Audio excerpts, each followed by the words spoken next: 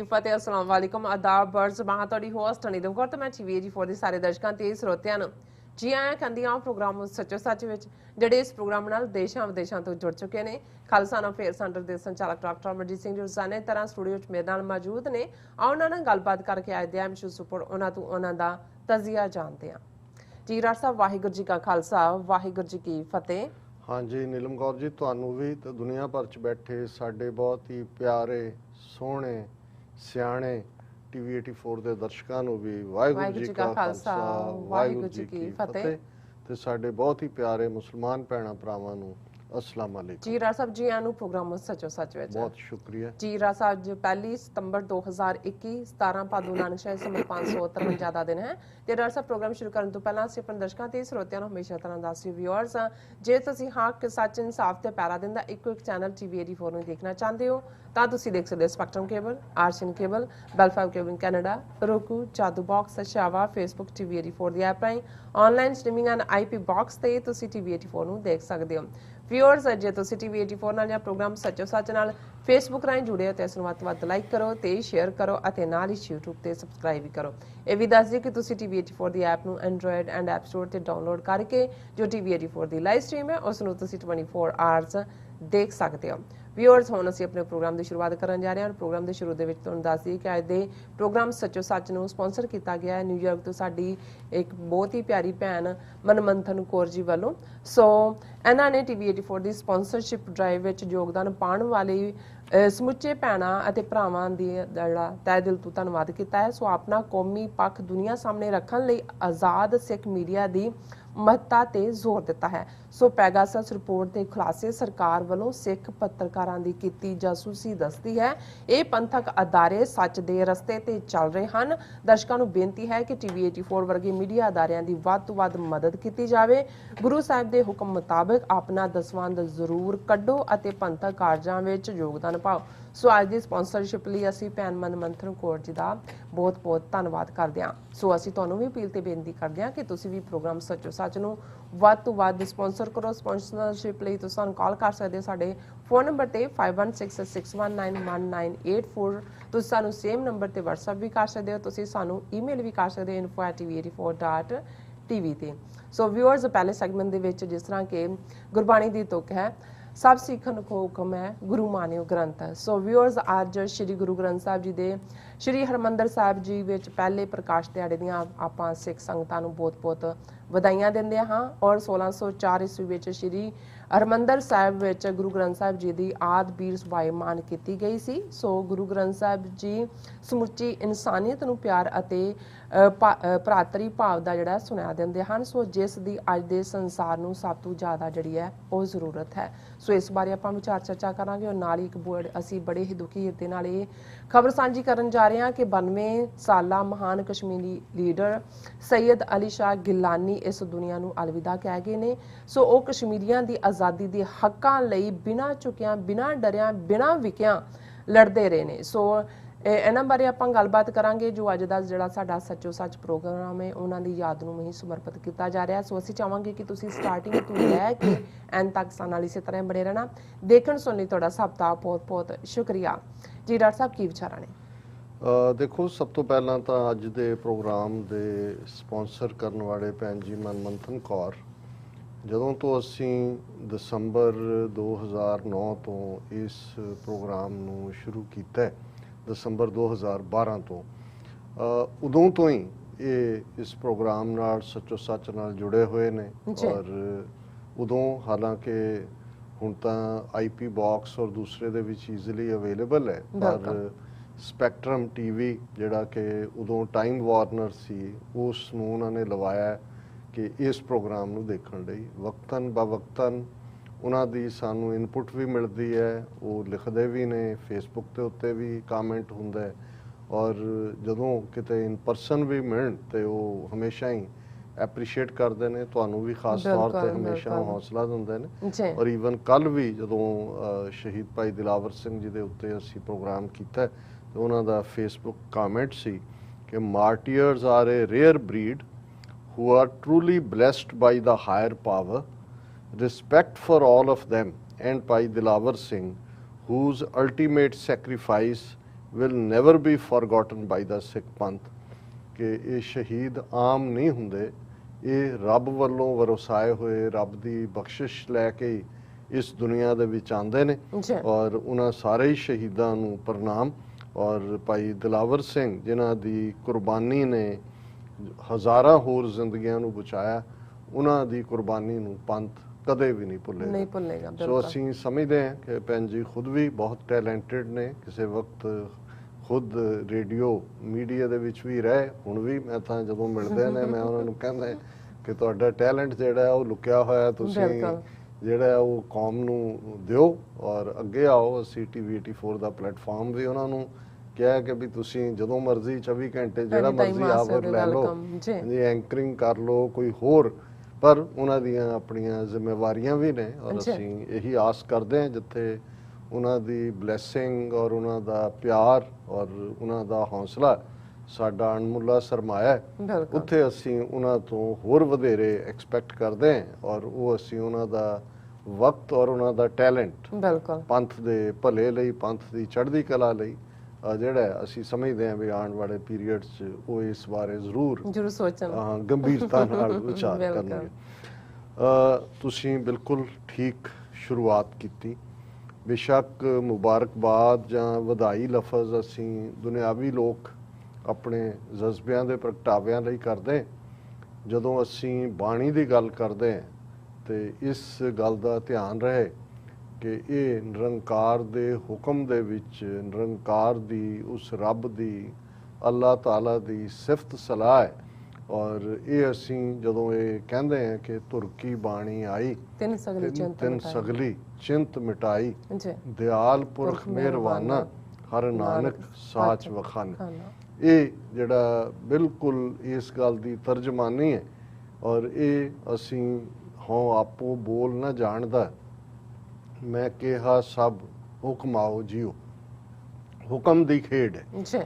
ਔਰ ਗੁਰੂ ਨਾਨਕ ਸਾਹਿਬ ਨੇ ਜਦੋਂ ਬਾਣੀ ਨੂੰ ਮੁੱਢਲੇ ਤੌਰ ਦੇ ਉੱਤੇ, ਜਦੋਂ ਇਹ ਬਾਣੀ ਗੁਰੂ ਨਾਨਕ ਸਾਹਿਬ ਰਾਹੀਂ ਇਸ ਧਰਤੀ ਦੇ ਉੱਤੇ ਪ੍ਰਗਟ ਹੁੰਦੀ ਹੈ ਔਰ ਉਹ ਆਪਣੀ ਬਾਣੀ ਜਿਸ ਕਾਪੀ ਦੇ ਵਿੱਚ ਲਿਖਦੇ ਨੇ, ਉਹੀ ਜਦੋਂ ਅਸੀਂ ਗੁਰਗੱਦੀ ਦੇਣਾ ਕਹਿੰਦੇ ਹਾਂ, ਗੁਰੂ ਨਾਨਕ ਸਾਹਿਬ ਜੋਤੀ ਜੋਤ ਸਮਾਨ ਤੋਂ ਪਹਿਲਾਂ ਭਾਈ ਲਹਿਣਾ ਜੀ ਨੂੰ ਗੁਰੂ ਅੰਗਦ ਸਾਹਿਬ ਥਾਪ ਕੇ ਆਪਣੀ ਥਾਂ ਜਿਹੜਾ ਹੈ ਉਹ ਗੁਰਗੱਦੀ ਬਖਸ਼ਦੇ ਨੇ, ਤੇ ਉਹੀ ਬਾਣੀ ਦੀ ਰਚਨਾ ਜੋ ਗੁਰੂ ਨਾਨਕ ਸਾਹਿਬ ਨੇ ਕੀਤੀ ਉਹ ਗੁਰੂ ਅੰਗਦ ਸਾਹਿਬ ਦੇ ਹਵਾਲੇ ਹੁੰਦੀ ਹੈ।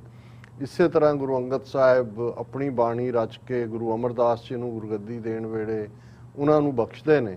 ਔਰ ਫਿਰ ਗੁਰੂ ਰਾਮਦਾਸ ਜੀ ਔਰ ਪੰਜਵੇਂ ਪਾਤਸ਼ਾਹ ਗੁਰੂ ਅਰਜਨ ਸਾਹਿਬ ਜਿਨ੍ਹਾਂ ਨੇ ਇਹ ਬਾਣੀ ਦਾ ਜਹਾਜ਼ ਗੁਰੂ ਗ੍ਰੰਥ ਸਾਹਿਬ ਰੂਪ ਜਿਹਨੂੰ ਅਸੀਂ ਆਦ ਬੀੜ ਕਹਿੰਦੇ, ਇਹ ਦੋ ਲਫ਼ਜ਼ ਇਸ ਲਈ ਅੱਡ-ਅੱਡ ਨੇ ਕਿਉਂਕਿ ਆਦ ਦਾ ਮਤਲਬ ਹੁੰਦਾ ਹੈ ਓਲਡ, ਪਹਿਲਾਂ ਜਿਹਦੀ ਬਿਗਨਿੰਗ ਹੋਈ, ਕਿਉਂਕਿ ਆਦ ਬੀੜ ਦੇ ਵਿੱਚ ਪੰਜ ਪਾਤਸ਼ਾਹੀਆਂ ਦੀ ਗੁਰੂ ਨਾਨਕ ਸਾਹਿਬ ਤੋਂ ਪੰਜਵੇਂ ਪਾਤਸ਼ਾਹ ਤੱਕ ਦੀ ਬਾਣੀ ਔਰ ਫਿਰ ਭਗਤਾਂ ਦੀ ਬਾਣੀ, ਪੱਟਾਂ ਦੀ ਬਾਣੀ, ਬਾਬਾ ਫਰੀਦ ਗੰਜ ਸ਼ੱਕਰ ਉਹਨਾਂ ਦੀ ਬਾਣੀ। ਸੋ ਇਸ ਸਾਰੇ ਨੂੰ ਜਿਹੜਾ ਗੁਰੂ ਸਾਹਿਬ ਨੇ ਜਿਸ ਨੂੰ ਪੋਥੀ ਸਾਹਿਬ ਦਾ ਨਾਂ ਦਿੱਤਾ, ਪੋਥੀ ਪਰਮੇਸ਼ਰ ਕਾ ਥਾਨ, ਕਿਉਂਕਿ ਇਹ ਰੱਬ ਦੀ ਸਿਫਤ ਸਲਾਹ ਹੈ ਔਰ ਇਸ ਦਾ ਰੁਤਬਾ ਜਿਹੜਾ ਹੈ ਇਸ ਬਾਣੀ ਤੁਹਾਨੂੰ ਉਸ ਸੱਚੇ ਰੱਬ ਨਾਲ ਜੋੜਦੀ ਹੈ।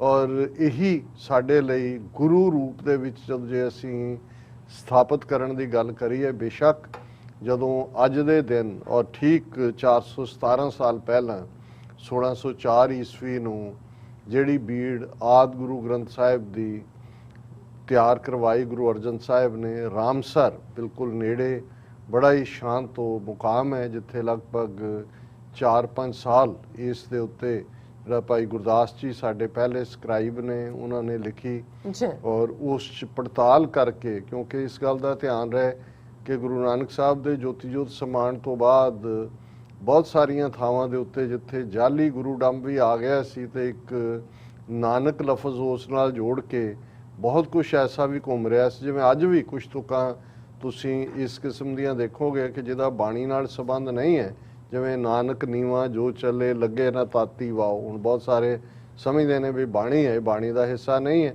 ਇਸੇ ਤਰ੍ਹਾਂ ਨਾਮ ਖੁਮਾਰੀ ਨਾਨਕਾ ਚੜੀ ਰਹੇ ਦਿਨ ਰਾਤ, ਅਸੀਂ ਵੀ ਬਚਪਨ 'ਚ ਸਮਝਦੇ ਰਹੇ ਗੁਰੂ ਨਾਨਕ ਸਾਹਿਬ ਦੀ ਤਸਵੀਰ ਉਸ ਦੇ ਉੱਤੇ ਇਹ ਤੁਕ ਲਿਖੀ ਹੋਣੀ, ਇਹ ਵੀ ਬਾਣੀ ਦਾ ਹਿੱਸਾ ਨਹੀਂ ਹੈ। ਸੋ ਇਸ ਤੋਂ ਇਲਾਵਾ ਬਹੁਤ ਕੁਝ ਐਸਾ ਪ੍ਰਚਲਿਤ ਸੀ ਔਰ ਉਹਦੇ ਵਿੱਚ ਕੁਝ ਡੈਲੀਬਰੇਟ ਸੀ, ਕੁਝ ਵੈਸੇ ਹੀ ਜਿਹੜੇ ਕੋਈ ਵੀ ਅੱਜ ਵੀ ਅਸੀਂ ਦੇਖਦੇ ਹਾਂ ਕਿ ਜਦੋਂ ਤੱਕ ਤੁਸੀਂ ਦੇਖਦੇ ਹੋ ਵੀ ਅਸਲੀ ਸ਼ਾਇਰ ਨੇ ਕੀ ਕਿਹਾ ਉਹਦੇ ਨਾਂ ਦੇ ਉੱਤੇ ਕਈ ਸ਼ੇਅਰ ਚੱਲ ਰਹੇ ਹੁੰਦੇ ਨੇ, ਕੋਈ ਉਹਨੂੰ ਕੋਟ ਕਰ ਰਿਹਾ ਹੁੰਦਾ ਹੈ। ਸੋ ਇਸ ਗੱਲ ਦਾ ਧਿਆਨ ਰਹੇ ਕਿ ਗੁਰੂ ਅਰਜਨ ਸਾਹਿਬ ਨੇ ਬੜੀ ਬਰੀਕੀ ਦੇ ਨਾਲ ਜਿੱਥੇ ਉਸ ਓਰੀਜਨਲ ਬਾਣੀ ਨੂੰ ਜਿਹੜੀ ਕਿ ਸੰਭਾਲੇ ਰੂਪ ਦੇ ਵਿੱਚ ਆ ਰਹੀ ਸੀ ਉਸ ਨੂੰ, ਔਰ ਇਹ ਗੁਰੂ ਗ੍ਰੰਥ ਸਾਹਿਬ ਜਦੋਂ ਅਸੀਂ ਹਰਮੰਦਰ ਸਾਹਿਬ ਦਾ ਜ਼ਿਕਰ ਕਰਦੇ ਹਾਂ ਕਿ ਇਹ ਸ਼ਹਿਰ ਚੱਕ ਰਾਮਦਾਸ ਜਿਹੜਾ ਬਾਅਦ ਦੇ ਵਿੱਚ ਅੰਮ੍ਰਿਤਸਰ ਬਣਦਾ ਹੈ, ਇਹ ਗੁਰੂ ਰਾਮਦਾਸ ਜੀ ਵਸਾਉਂਦੇ ਨੇ। ਸਰੋਵਰ ਜਦੋਂ ਜਿਹਨੂੰ ਅਸੀਂ ਪੜ੍ਹਦੇ ਹਾਂ ਰਾਮਦਾਸ ਸਰੋਵਰ ਨਹਾਤੇ ਸਭ ਉਤਰੇ ਪਾਪ ਕਮਾਤੇ ਨਿਰਮਲ ਹੋਏ ਕੇ ਕਰ ਇਸ਼ਨਾਨਾ ਗੁਰ ਪੂਰੇ ਕੀਨੇ ਦਾਨ। ਇਸ ਸਰੋਵਰ ਦੀ ਖੁਦਾਈ ਗੁਰੂ ਰਾਮਦਾਸ ਜੀ ਜਿਨ੍ਹਾਂ ਦੀ ਲਗਭਗ 9 ਸਾਲ ਦਾ ਗੁਰਿਆਈ ਦਾ ਵਕਤ ਹੈ, ਔਰ ਫਿਰ ਉਸ ਦੀ ਕੰਪਲੀਸ਼ਨ ਗੁਰੂ ਅਰਜਨ ਸਾਹਿਬ ਲਗਭਗ 18 ਸਾਲ ਦੀ ਉਮਰ ਦੇ ਵਿੱਚ ਗੁਰਗੱਦੀ ਤੇ ਬੈਠਦੇ ਨੇ, ਪੰਜਵੇਂ ਪਾਤਸ਼ਾਹ ਨੇ, ਔਰ ਉਹਨਾਂ ਦੇ ਪੀਰੀਅਡ ਦੇ ਵਿੱਚ ਹੀ ਸਰੋਵਰ ਦਾ ਮੁਕੰਮਲ ਹੋਣਾ, ਉਸ ਦੇ ਨਾਲ ਖਾਸ ਤੌਰ ਤੇ ਜਿਹੜਾ ਉਹਦੇ ਵਿਚਕਾਰ ਹਰਮੰਦਰ ਸਾਹਿਬ ਦੀ ਸਥਾਪਨਾ ਹੈ ਜਿਸ ਦੇ ਲਈ ਸਾਈਂ ਮੀਆਂ ਮੀਰ ਜੀ ਨੂੰ ਜਿਹਦਾ ਸੰਗੇ ਬੁਨਿਆਦ ਰੱਖਣ ਦੇ ਲਈ ਪਾਲਕੀ ਭੇਜ ਕੇ ਗੁਰੂ ਅਰਜਨ ਸਾਹਿਬ ਲਾਹੌਰ ਤੋਂ ਉਹਨਾਂ ਨੂੰ ਇਨਵਾਈਟ ਕਰਦੇ ਨੇ। ਇੱਧਰ ਹਰਮੰਦਰ ਸਾਹਿਬ ਦੀ ਤਾਮੀਰ ਹੋ ਰਹੀ ਹੈ ਕਾਰ ਸੇਵਾ ਦੇ ਨਾਲ, ਉਸ ਦਾ ਇੱਕ ਵੱਖਰਾ ਇਤਿਹਾਸ ਹੈ ਕਿ ਕਿਵੇਂ ਉਹ ਸਾਰੇ ਖਿੱਤੇ ਤੋਂ ਜਿਹੜੀਆਂ ਸਿੱਖ ਸੰਗਤਾਂ ਨੇ ਜਿਨ੍ਹਾਂ ਦੇ ਵਿੱਚ ਹਿੰਦੂ ਵੀ ਨੇ ਮੁਸਲਮਾਨ ਵੀ ਨੇ, ਜਿਹੜੇ ਗੁਰੂ ਨਾਨਕ ਸਾਹਿਬ ਦੇ ਸਰਬ ਸਾਂਝੀ ਵਾਲਤਾ ਪਿਆਰ ਦੇ ਸੁਨੇਹੇ ਦੇ ਜਿਹੜੇ ਨੇ ਆਸ਼ਿਕ ਨੇ, ਉਸ ਦੇ ਮੁਦਈ ਨੇ, ਉਸ ਦੇ ਪੈਰੋਕਾਰ ਨੇ, ਉਹ ਸਾਰੇ ਹੀ ਇਸ ਦੇ ਵਿੱਚ ਸ਼ਮੂਲੀਅਤ ਕਰਦੇ ਨੇ, ਸੰਗੇ ਬੁਨਿਆਦ ਸਾਈਂ ਮੀਆਂ ਮੀਰ ਰੱਖਦੇ ਨੇ। ਔਰ ਪਹਿਲੇ ਮਜ਼ਹਬਾਂ ਦੇ ਇੱਕ ਜਿਹੜਾ ਉਹਨਾਂ ਨੇ ਇੱਕ ਖਾਸ ਡਾਇਰੈਕਸ਼ਨ ਨੂੰ ਜਾਂ ਖਾਸ ਦਿਸ਼ਾ ਨੂੰ ਹੀ ਪਵਿੱਤਰ ਮੰਨਿਆ ਸੀ, ਕੋਈ ਈਸਟ ਨੂੰ, ਕੋਈ ਵੈਸਟ ਨੂੰ, ਕੋਈ ਨਾਰਥ ਨੂੰ, ਕੋਈ ਸਾਊਥ ਨੂੰ, ਔਰ ਖਾਸ ਤੌਰ ਤੇ ਮੰਦਰਾਂ ਦੇ ਹਵਾਲੇ ਨਾਲ ਤਾਂ ਉਹਨਾਂ ਦੇ ਵਿੱਚ ਸ਼ੂਦਰਾਂ ਨੂੰ ਵੀ ਵੜਨ ਨਹੀਂ ਸੀ ਦਿੱਤਾ ਜਾਂਦਾ।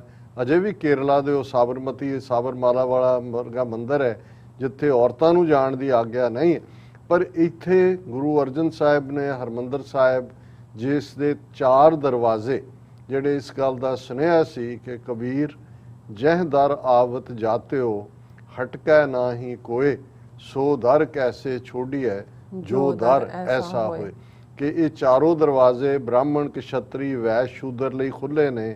ਹਰੀ ਮੰਦਰ, ਇਸ ਗੱਲ ਦਾ ਧਿਆਨ ਰਹੇ, ਮੰਦਰ ਕੋਈ ਬੁੱਤ ਪ੍ਰਸਤੀ ਦੇ ਲਈ ਬਹੁਤ ਵਾਰ ਜਿਹੜਾ ਟੈਂਪਲ ਲਫ਼ਜ਼ ਜੁੜਿਆ ਹੋਇਆ, ਪਰ ਪੁਰਾਤਨ ਪੰਜਾਬੀ ਦੇ ਵਿੱਚ ਮੰਦਰ ਘਰ ਨੂੰ ਕਹਿੰਦੇ ਸੀ। ਜਦੋਂ ਵੀ ਅਜੇ ਵੀ ਪੁਰਾਣੀਆਂ ਮਾਤਾਵਾਂ ਜਿਹੜੀਆਂ ਇਹ ਅਸੀਸ ਦਿੰਦੀਆਂ ਕਿ ਰੱਬ ਤੁਹਾਨੂੰ ਸੋਹਣੇ ਮੰਦਰ ਦੇਵੇ, ਹੁਣ ਉਹਦਾ ਮਤਲਬ ਸੀ ਕਿ ਸੋਹਣੇ ਘਰ। ਔਰ ਇਹੀ ਜੋ ਹਰੀ ਜਿਹੜਾ ਇਹ ਰੱਬ ਦੇ ਲਈ ਲਫ਼ਜ਼ ਉਸ ਖਿੱਤੇ ਦੇ ਵਿੱਚ, ਕਿਉਂਕਿ ਗੁਰੂ ਗ੍ਰੰਥ ਸਾਹਿਬ ਦੇ ਵਿੱਚ ਉਹ ਸਾਰੇ ਹੀ ਲਫ਼ਜ਼ ਜਿਹੜੇ ਕਿਸੇ ਨਾ ਕਿਸੇ ਹੋਰ ਹਵਾਲੇ ਨਾਲ ਜਾਂ ਇੰਡੀਵਿਜੂਅਲ ਗੋਡਸ ਦੇ ਹਵਾਲੇ ਨਾਲ ਸੀ, ਗੁਰੂ ਸਾਹਿਬ ਨੇ ਉਹਨਾਂ ਨੂੰ ਰੱਬ ਵਾਚਕ ਬਣਾਇਆ। ਸੋ ਇਹ ਰੱਬ ਦਾ ਘਰ, ਰੱਬ ਦਾ ਘਰ ਇਸ ਲਈ ਕਿ ਇੱਥੇ ਕੋਈ ਨਫ਼ਰਤ ਦੀ ਥਾਂ ਨਹੀਂ ਹੈ, ਇੱਥੇ ਕੋਈ ਜ਼ਾਤ ਪਾਤ ਤੇ ਆਧਾਰਿਤ ਕੋਈ ਸਮਾਜ ਨਹੀਂ ਹੈ, ਇਹ ਉਹ ਮਨੁੱਖੀ ਸਮਾਜ ਹੈ ਜਿੱਥੇ ਹਰ ਇੱਕ ਦੂਸਰੇ ਨੂੰ ਗਲਵੱਕੜੀ ਚ ਲੈਂਦਾ ਹੈ, ਪਿਆਰ ਕਰਦਾ ਹੈ, ਉਹ ਇਹ ਮੰਨ ਕੇ ਤੁਰਦਾ ਹੈ ਖਾਲਕ ਖਲਕ ਖਲਕ ਮੈਂ ਖਾਲਕ ਪੂਰ ਰਹੋ ਸਭ ਥਾਈ। ਹੁਣ ਹਰਮੰਦਰ ਮੁਕੰਮਲ ਹੋ ਜਾਂਦਾ ਹੈ, ਔਰ ਇਧਰ ਦੂਸਰਾ ਜਿਹੜਾ ਵੱਡਾ ਪ੍ਰੋਜੈਕਟ ਗੁਰੂ ਅਰਜਨ ਸਾਹਿਬ ਰਾਮਸਰ ਦੇ ਮੁਕਾਮ ਦੇ ਉੱਤੇ ਆਦ ਬੀੜ ਦੀ ਤਿਆਰੀ ਦੇ ਉੱਤੇ ਜਿਹੜਾ ਹੈ ਉਹ ਆਪਣਾ ਵਕਤ ਦਿੰਦੇ ਨੇ, ਉੱਥੇ ਹੀ ਉਹ ਰਹਿੰਦੇ ਨੇ। ਔਰ ਜਦੋਂ ਇਹ ਆਦ ਬੀੜ ਤਿਆਰ ਹੋ ਜਾਂਦੀ ਹੈ, ਬਹੁਤ ਵਾਰ ਅਸੀਂ ਅੱਜ ਜਿਹਦੇ ਲਈ ਲਫ਼ਜ਼ ਨਗਰ ਕੀਰਤਨ ਜਾਂ ਕਿਸੇ ਵੇਲੇ ਇਸ ਨੂੰ ਜਲੂਸ ਕਿਹਾ ਜਾਂਦਾ ਸੀ, ਜੇ ਸਿੱਖ ਇਤਿਹਾਸ ਦੇ ਵਿੱਚ ਕਹਿਣਾ ਹੋਏ ਕਿ ਪਹਿਲਾ ਨਗਰ ਕੀਰਤਨ, ਪਹਿਲਾ ਜਲੂਸ, ਹੁਣ ਜਦੋਂ ਆਦ ਬੀੜ ਮੁਕੰਮਲ ਹੋ ਜਾਂਦੀ ਹੈ, ਬਾਬਾ ਬੁੱਢਾ ਜੀ ਜਿਨ੍ਹਾਂ ਨੂੰ ਅਸੀਂ ਹਰਮੰਦਰ ਸਾਹਿਬ ਦੇ ਪਹਿਲੇ ਗ੍ਰੰਥੀ ਦੇ ਤੌਰ ਦੇ ਉੱਤੇ ਵੀ ਯਾਦ ਕਰਦੇ ਹਾਂ, ਬਾਬਾ ਬੁੱਢਾ ਦੀ ਬਹੁਤ ਵੱਡੀ ਕੰਟਰੀਬਿਊਸ਼ਨ ਹੈ ਸਿੱਖ ਇਤਿਹਾਸ ਵਿੱਚ। ਉਹਨਾਂ ਨੇ 6 ਗੁਰੂ ਸਾਹਿਬਾਨ ਦੇ ਦਰਸ਼ਨ ਹੀ ਨਹੀਂ ਕੀਤੇ, ਉਹਨਾਂ ਨੇ ਗੁਰੂ ਨਾਨਕ ਸਾਹਿਬ ਤੋਂ ਜਦੋਂ ਗੁਰੂ ਅੰਗਦ ਸਾਹਿਬ ਨੂੰ ਗੁਰਗੱਦੀ ਦਿੱਤੀ ਜਾਂਦੀ ਹੈ ਤੇ ਸਾਰੀਆਂ ਰਸਮਾਂ ਬਾਬਾ ਬੁੱਢਾ ਜਿਹੜੇ ਨੇ ਅਦਾ ਕਰਦੇ ਨੇ 6ਵੇਂ ਪਾਤਸ਼ਾਹ ਤੱਕ। ਔਰ ਉਹਨਾਂ ਨੇ ਆਪਣੇ ਅਖੀਰਲੇ ਸਾਹ, ਲੰਬੀ ਉਮਰ ਜਿਹਦੇ ਵਿੱਚ ਜਿਹੜੀ ਹੈ 100 ਸਾਲ ਤੋਂ ਜ਼ਿਆਦਾ, ਸ਼ਾਇਦ 112 ਜਾਂ 13 ਸਾਲ, ਮੈਨੂੰ ਐਗਜ਼ੈਕਟ ਯਾਦ ਨਹੀਂ ਹੈ, ਔਰ ਆਪਣਾ ਸਿਰ ਉਹਨਾਂ ਦਾ ਗੁਰੂ ਹਰਗੋਬਿੰਦ ਸਾਹਿਬ ਦੀ ਗੋਦ 'ਚ ਟਿਕਦਾ ਹੈ ਔਰ ਉਹ ਆਪਣਾ ਅਖੀਰਲਾ ਸਾਹ ਲੈਂਦੇ ਨੇ। ਔਰ ਉਹਨਾਂ ਨੂੰ ਹੀ ਗੁਰੂ ਨਾਨਕ ਸਾਹਿਬ ਨੂੰ ਜਦੋਂ ਬਹੁਤ ਛੋਟੀ ਉਮਰ ਦੇ ਵਿੱਚ ਮਿਲਦੇ ਨੇ 8-9 ਸਾਲ ਦੇ, ਔਰ ਇਸ ਕਿਸਮ ਦੇ ਉਹਨਾਂ ਦੇ ਸਵਾਲ, ਉਹ ਮੱਝਾਂ ਚਾਰ ਰਹੇ ਨੇ ਕੱਥੂ ਨੰਗਲ ਦੀ ਜੂਹ ਦੇ ਵਿੱਚ, ਔਰ ਉਹਨਾਂ ਦੇ ਜਿਹੜੇ ਸਵਾਲ ਨੇ ਕਿ ਕਿਵੇਂ ਮੌਤ ਕਿਉਂ ਆਉਂਦੀ ਹੈ, ਬੱਚਾ ਵੀ ਕਿਉਂ ਚਲਾ ਜਾਂਦਾ ਹੈ, ਇਹਦਾ ਕੀ ਹੈ। ਤੇ ਗੁਰੂ ਸਾਹਿਬ ਕਹਿੰਦੇ ਨੇ ਕਿ ਕਾਕਾ ਹੈ ਤਾਂ ਤੂੰ ਛੋਟਾ, ਪਰ ਤੂੰ ਸਵਾਲ ਬੁੱਢਿਆਂ ਵਾਲੇ ਕਰਦਾ। ਇਹ ਬੁੱਢਾ ਜੀ ਲਫ਼ਜ਼ ਉਹਨਾਂ ਦੇ ਨਾਲ ਪਪੂਲਰ ਵੀ ਹੁੰਦਾ ਹੈ ਔਰ ਉਹਨਾਂ ਨੂੰ ਇਹ ਵਰ ਵੀ ਦਿੱਤਾ ਜਾਂਦਾ ਹੈ ਕਿ ਬਾਬਾ ਤੈਥੋਂ ਕਦੇ ਓਲੇ ਨਾ ਹੋਸਾਂ। ਇਹ ਗੁਰੂ ਨਾਨਕ ਸਾਹਿਬ ਦੇ ਨੇ ਔਰ ਇਹਦੇ 'ਚ ਕੋਈ ਸ਼ੱਕ ਨਹੀਂ ਹੈ ਕਿ ਉਹੀ ਬਾਬਾ ਬੁੱਢਾ ਜਿਹੜੇ 6ਵੇਂ ਪਾਤਸ਼ਾਹ ਗੁਰੂ ਹਰਗੋਬਿੰਦ ਸਾਹਿਬ ਨੂੰ ਸ਼ਸਤਰ ਵਿਦਿਆ ਵੀ ਸਿਖਾਉਂਦੇ ਨੇ ਔਰ ਉਹ ਪਹਿਲੇ ਹਰਮੰਦਰ ਸਾਹਿਬ ਦੇ ਗ੍ਰੰਥੀ। ਔਰ ਜਦੋਂ ਮੈਂ ਨਗਰ ਕੀਰਤਨ ਜਾਂ ਜਲੂਸ ਦੀ ਗੱਲ ਕਰਦਾ, ਬੀੜ ਮੁਕੰਮਲ ਹੋ ਜਾਂਦੀ ਹੈ 1604 'ਚ, ਔਰ ਅੱਜ ਦੇ ਦਿਨ 1 ਸਤੰਬਰ ਨੂੰ ਉਹ ਬੀੜ ਬਾਬਾ ਬੁੱਢਾ ਜੀ ਦੇ ਸੀਸ ਤੇ ਟਿਕਦੀ ਹੈ। ਗੁਰੂ ਅਰਜਨ ਸਾਹਿਬ ਨੰਗੇ ਪੈਰੀ ਹੱਥ ਦੇ ਵਿੱਚ ਚੌਰ ਜਿਹੜਾ ਉਸ ਨੂੰ ਚੌਰ ਕਰਦੇ ਹੋਏ ਰਾਮਸਰ ਸਾਹਿਬ ਤੋਂ ਜਿਹੜਾ ਉਹ ਹਰਮੰਦਰ ਸਾਹਿਬ ਤੱਕ ਆਉਂਦੇ ਨੇ ਔਰ ਹਰਮੰਦਰ ਸਾਹਿਬ ਦੇ ਅੰਦਰ ਜਿਹੜਾ ਮੁਕੰਮਲ ਤਿਆਰ ਹੋ ਚੁੱਕਾ ਹੈ ਉਸ ਆਦ ਬੀੜ ਦਾ ਪ੍ਰਕਾਸ਼ ਕੀਤਾ ਜਾਂਦਾ ਹੈ। ਔਰ ਬਾਬਾ ਬੁੱਢਾ ਇਸ ਲਈ ਪਹਿਲੇ ਗ੍ਰੰਥੀ ਨੇ ਕਿ ਗੁਰੂ ਸਾਹਿਬ ਕਹਿੰਦੇ ਨੇ ਕਿ ਬਾਬਾ ਜੀ ਆਵਾਜ਼ਾਂ ਲਓ। ਅੱਜ ਭਾਵੇਂ ਅਸੀਂ ਇਸ ਨੂੰ ਹੁਕਮਨਾਮਾ ਲਫ਼ਜ਼ ਜ਼ਿਆਦਾ ਇਸਤੇਮਾਲ ਕਰਦੇ, ਪਰ ਪੁਰਾਤਨ ਅਸੀਂ ਆਪਣੇ ਇਤਿਹਾਸ 'ਚ ਆਵਾਜ਼ਾਂ ਲੈਣਾ ਜਾਂ ਫਰਮਾਨ ਲੈਣਾ, ਇਹ ਲਫ਼ਜ਼ ਸਾਰੇ ਜਿਹੜੇ ਨੇ ਇਸਤੇਮਾਲ ਹੁੰਦੇ ਨੇ।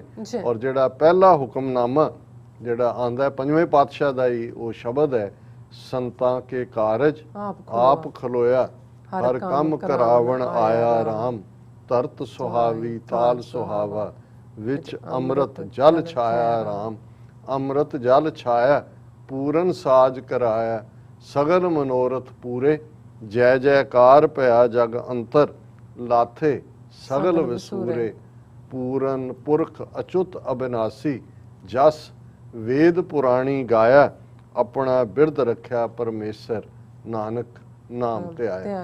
ਹੁਣ ਜ਼ਾਹਰ ਹੈ ਕਿ ਇੱਕ ਓੰਕਾਰ ਤੋਂ 18, 10, 20 ਤੱਕ, ਔਰ ਜਿਵੇਂ ਮੈਂ ਕਿਹਾ ਆਦ ਬੀੜ ਦੇ ਵਿੱਚ ਪਹਿਲੇ 5 ਪਾਤਸ਼ਾਹਾਂ ਦੀ ਬਾਣੀ ਹੈ ਔਰ 10ਵੇਂ ਪਾਤਸ਼ਾਹ ਦਮਦਮਾ ਸਾਹਿਬ ਦੇ ਮੁਕਾਮ ਤੇ ਆਪਣੇ ਪਿਤਾ ਗੁਰੂ ਤੇਗ ਬਹਾਦਰ ਸਾਹਿਬ ਦੀ ਬਾਣੀ ਵੀ ਇਸ 'ਚ ਸ਼ਾਮਲ ਕਰਦੇ ਨੇ ਔਰ ਇਸ ਲਈ ਉਸ ਬੀੜ ਨੂੰ ਫਿਰ ਦਮਦਮੀ ਬੀੜ ਕਿਹਾ ਜਾਂਦਾ ਹੈ। ਔਰ ਇਹੀ ਬੀੜ ਦਮਦਮੀ ਬੀੜ ਜਿਹੜੀ ਹੈ ਉਸ ਨੂੰ ਹਜ਼ੂਰ ਸਾਹਿਬ ਦੇ ਮੁਕਾਮ ਤੇ 10ਵੇਂ ਪਾਤਸ਼ਾਹ ਜਿਹੜਾ ਗੁਰਗੱਦੀ ਬਖਸ਼ਦੇ ਨੇ ਔਰ ਆਪ ਸੀਸ ਝੁਕਾ ਕੇ ਇਹ ਸਿੱਖ ਕੌਮ ਨੂੰ ਇਹ ਆਦੇਸ਼ ਦਿੱਤਾ ਜਾਂਦਾ ਹੈ ਕਿ ਹੁਣ ਤੋਂ ਬਾਅਦ ਫਿਜ਼ੀਕਲ ਫਾਰਮ ਦੇ ਵਿੱਚ, ਦੇਹ ਰੂਪ ਦੇ ਵਿੱਚ ਕੋਈ ਗੁਰੂ ਨਹੀਂ ਹੋਏਗਾ। ਔਰ ਇਹ ਗੁਰੂ ਸਾਹਿਬ ਫਰਮਾਉਂਦੇ ਨੇ ਕਿ ਸਭ ਸਿੱਖਣ ਕੋ ਹੁਕਮ ਹੈ ਗੁਰੂ ਮਾਨਿਓ ਗ੍ਰੰਥ। ਸੋ ਉਦੋਂ ਤੋਂ ਲੈ ਕੇ ਹਾਲਾਂਕਿ ਬਾਣੀ ਦਾ ਉਹ ਰੁਤਬਾ ਤਾਂ ਪੋਥੀ ਪਰਮੇਸ਼ਰ ਕਾ ਥਾਨ ਉਦੋਂ ਹੀ ਐਸਟੈਬਲਿਸ਼ ਹੋ ਜਾਂਦਾ ਹੈ।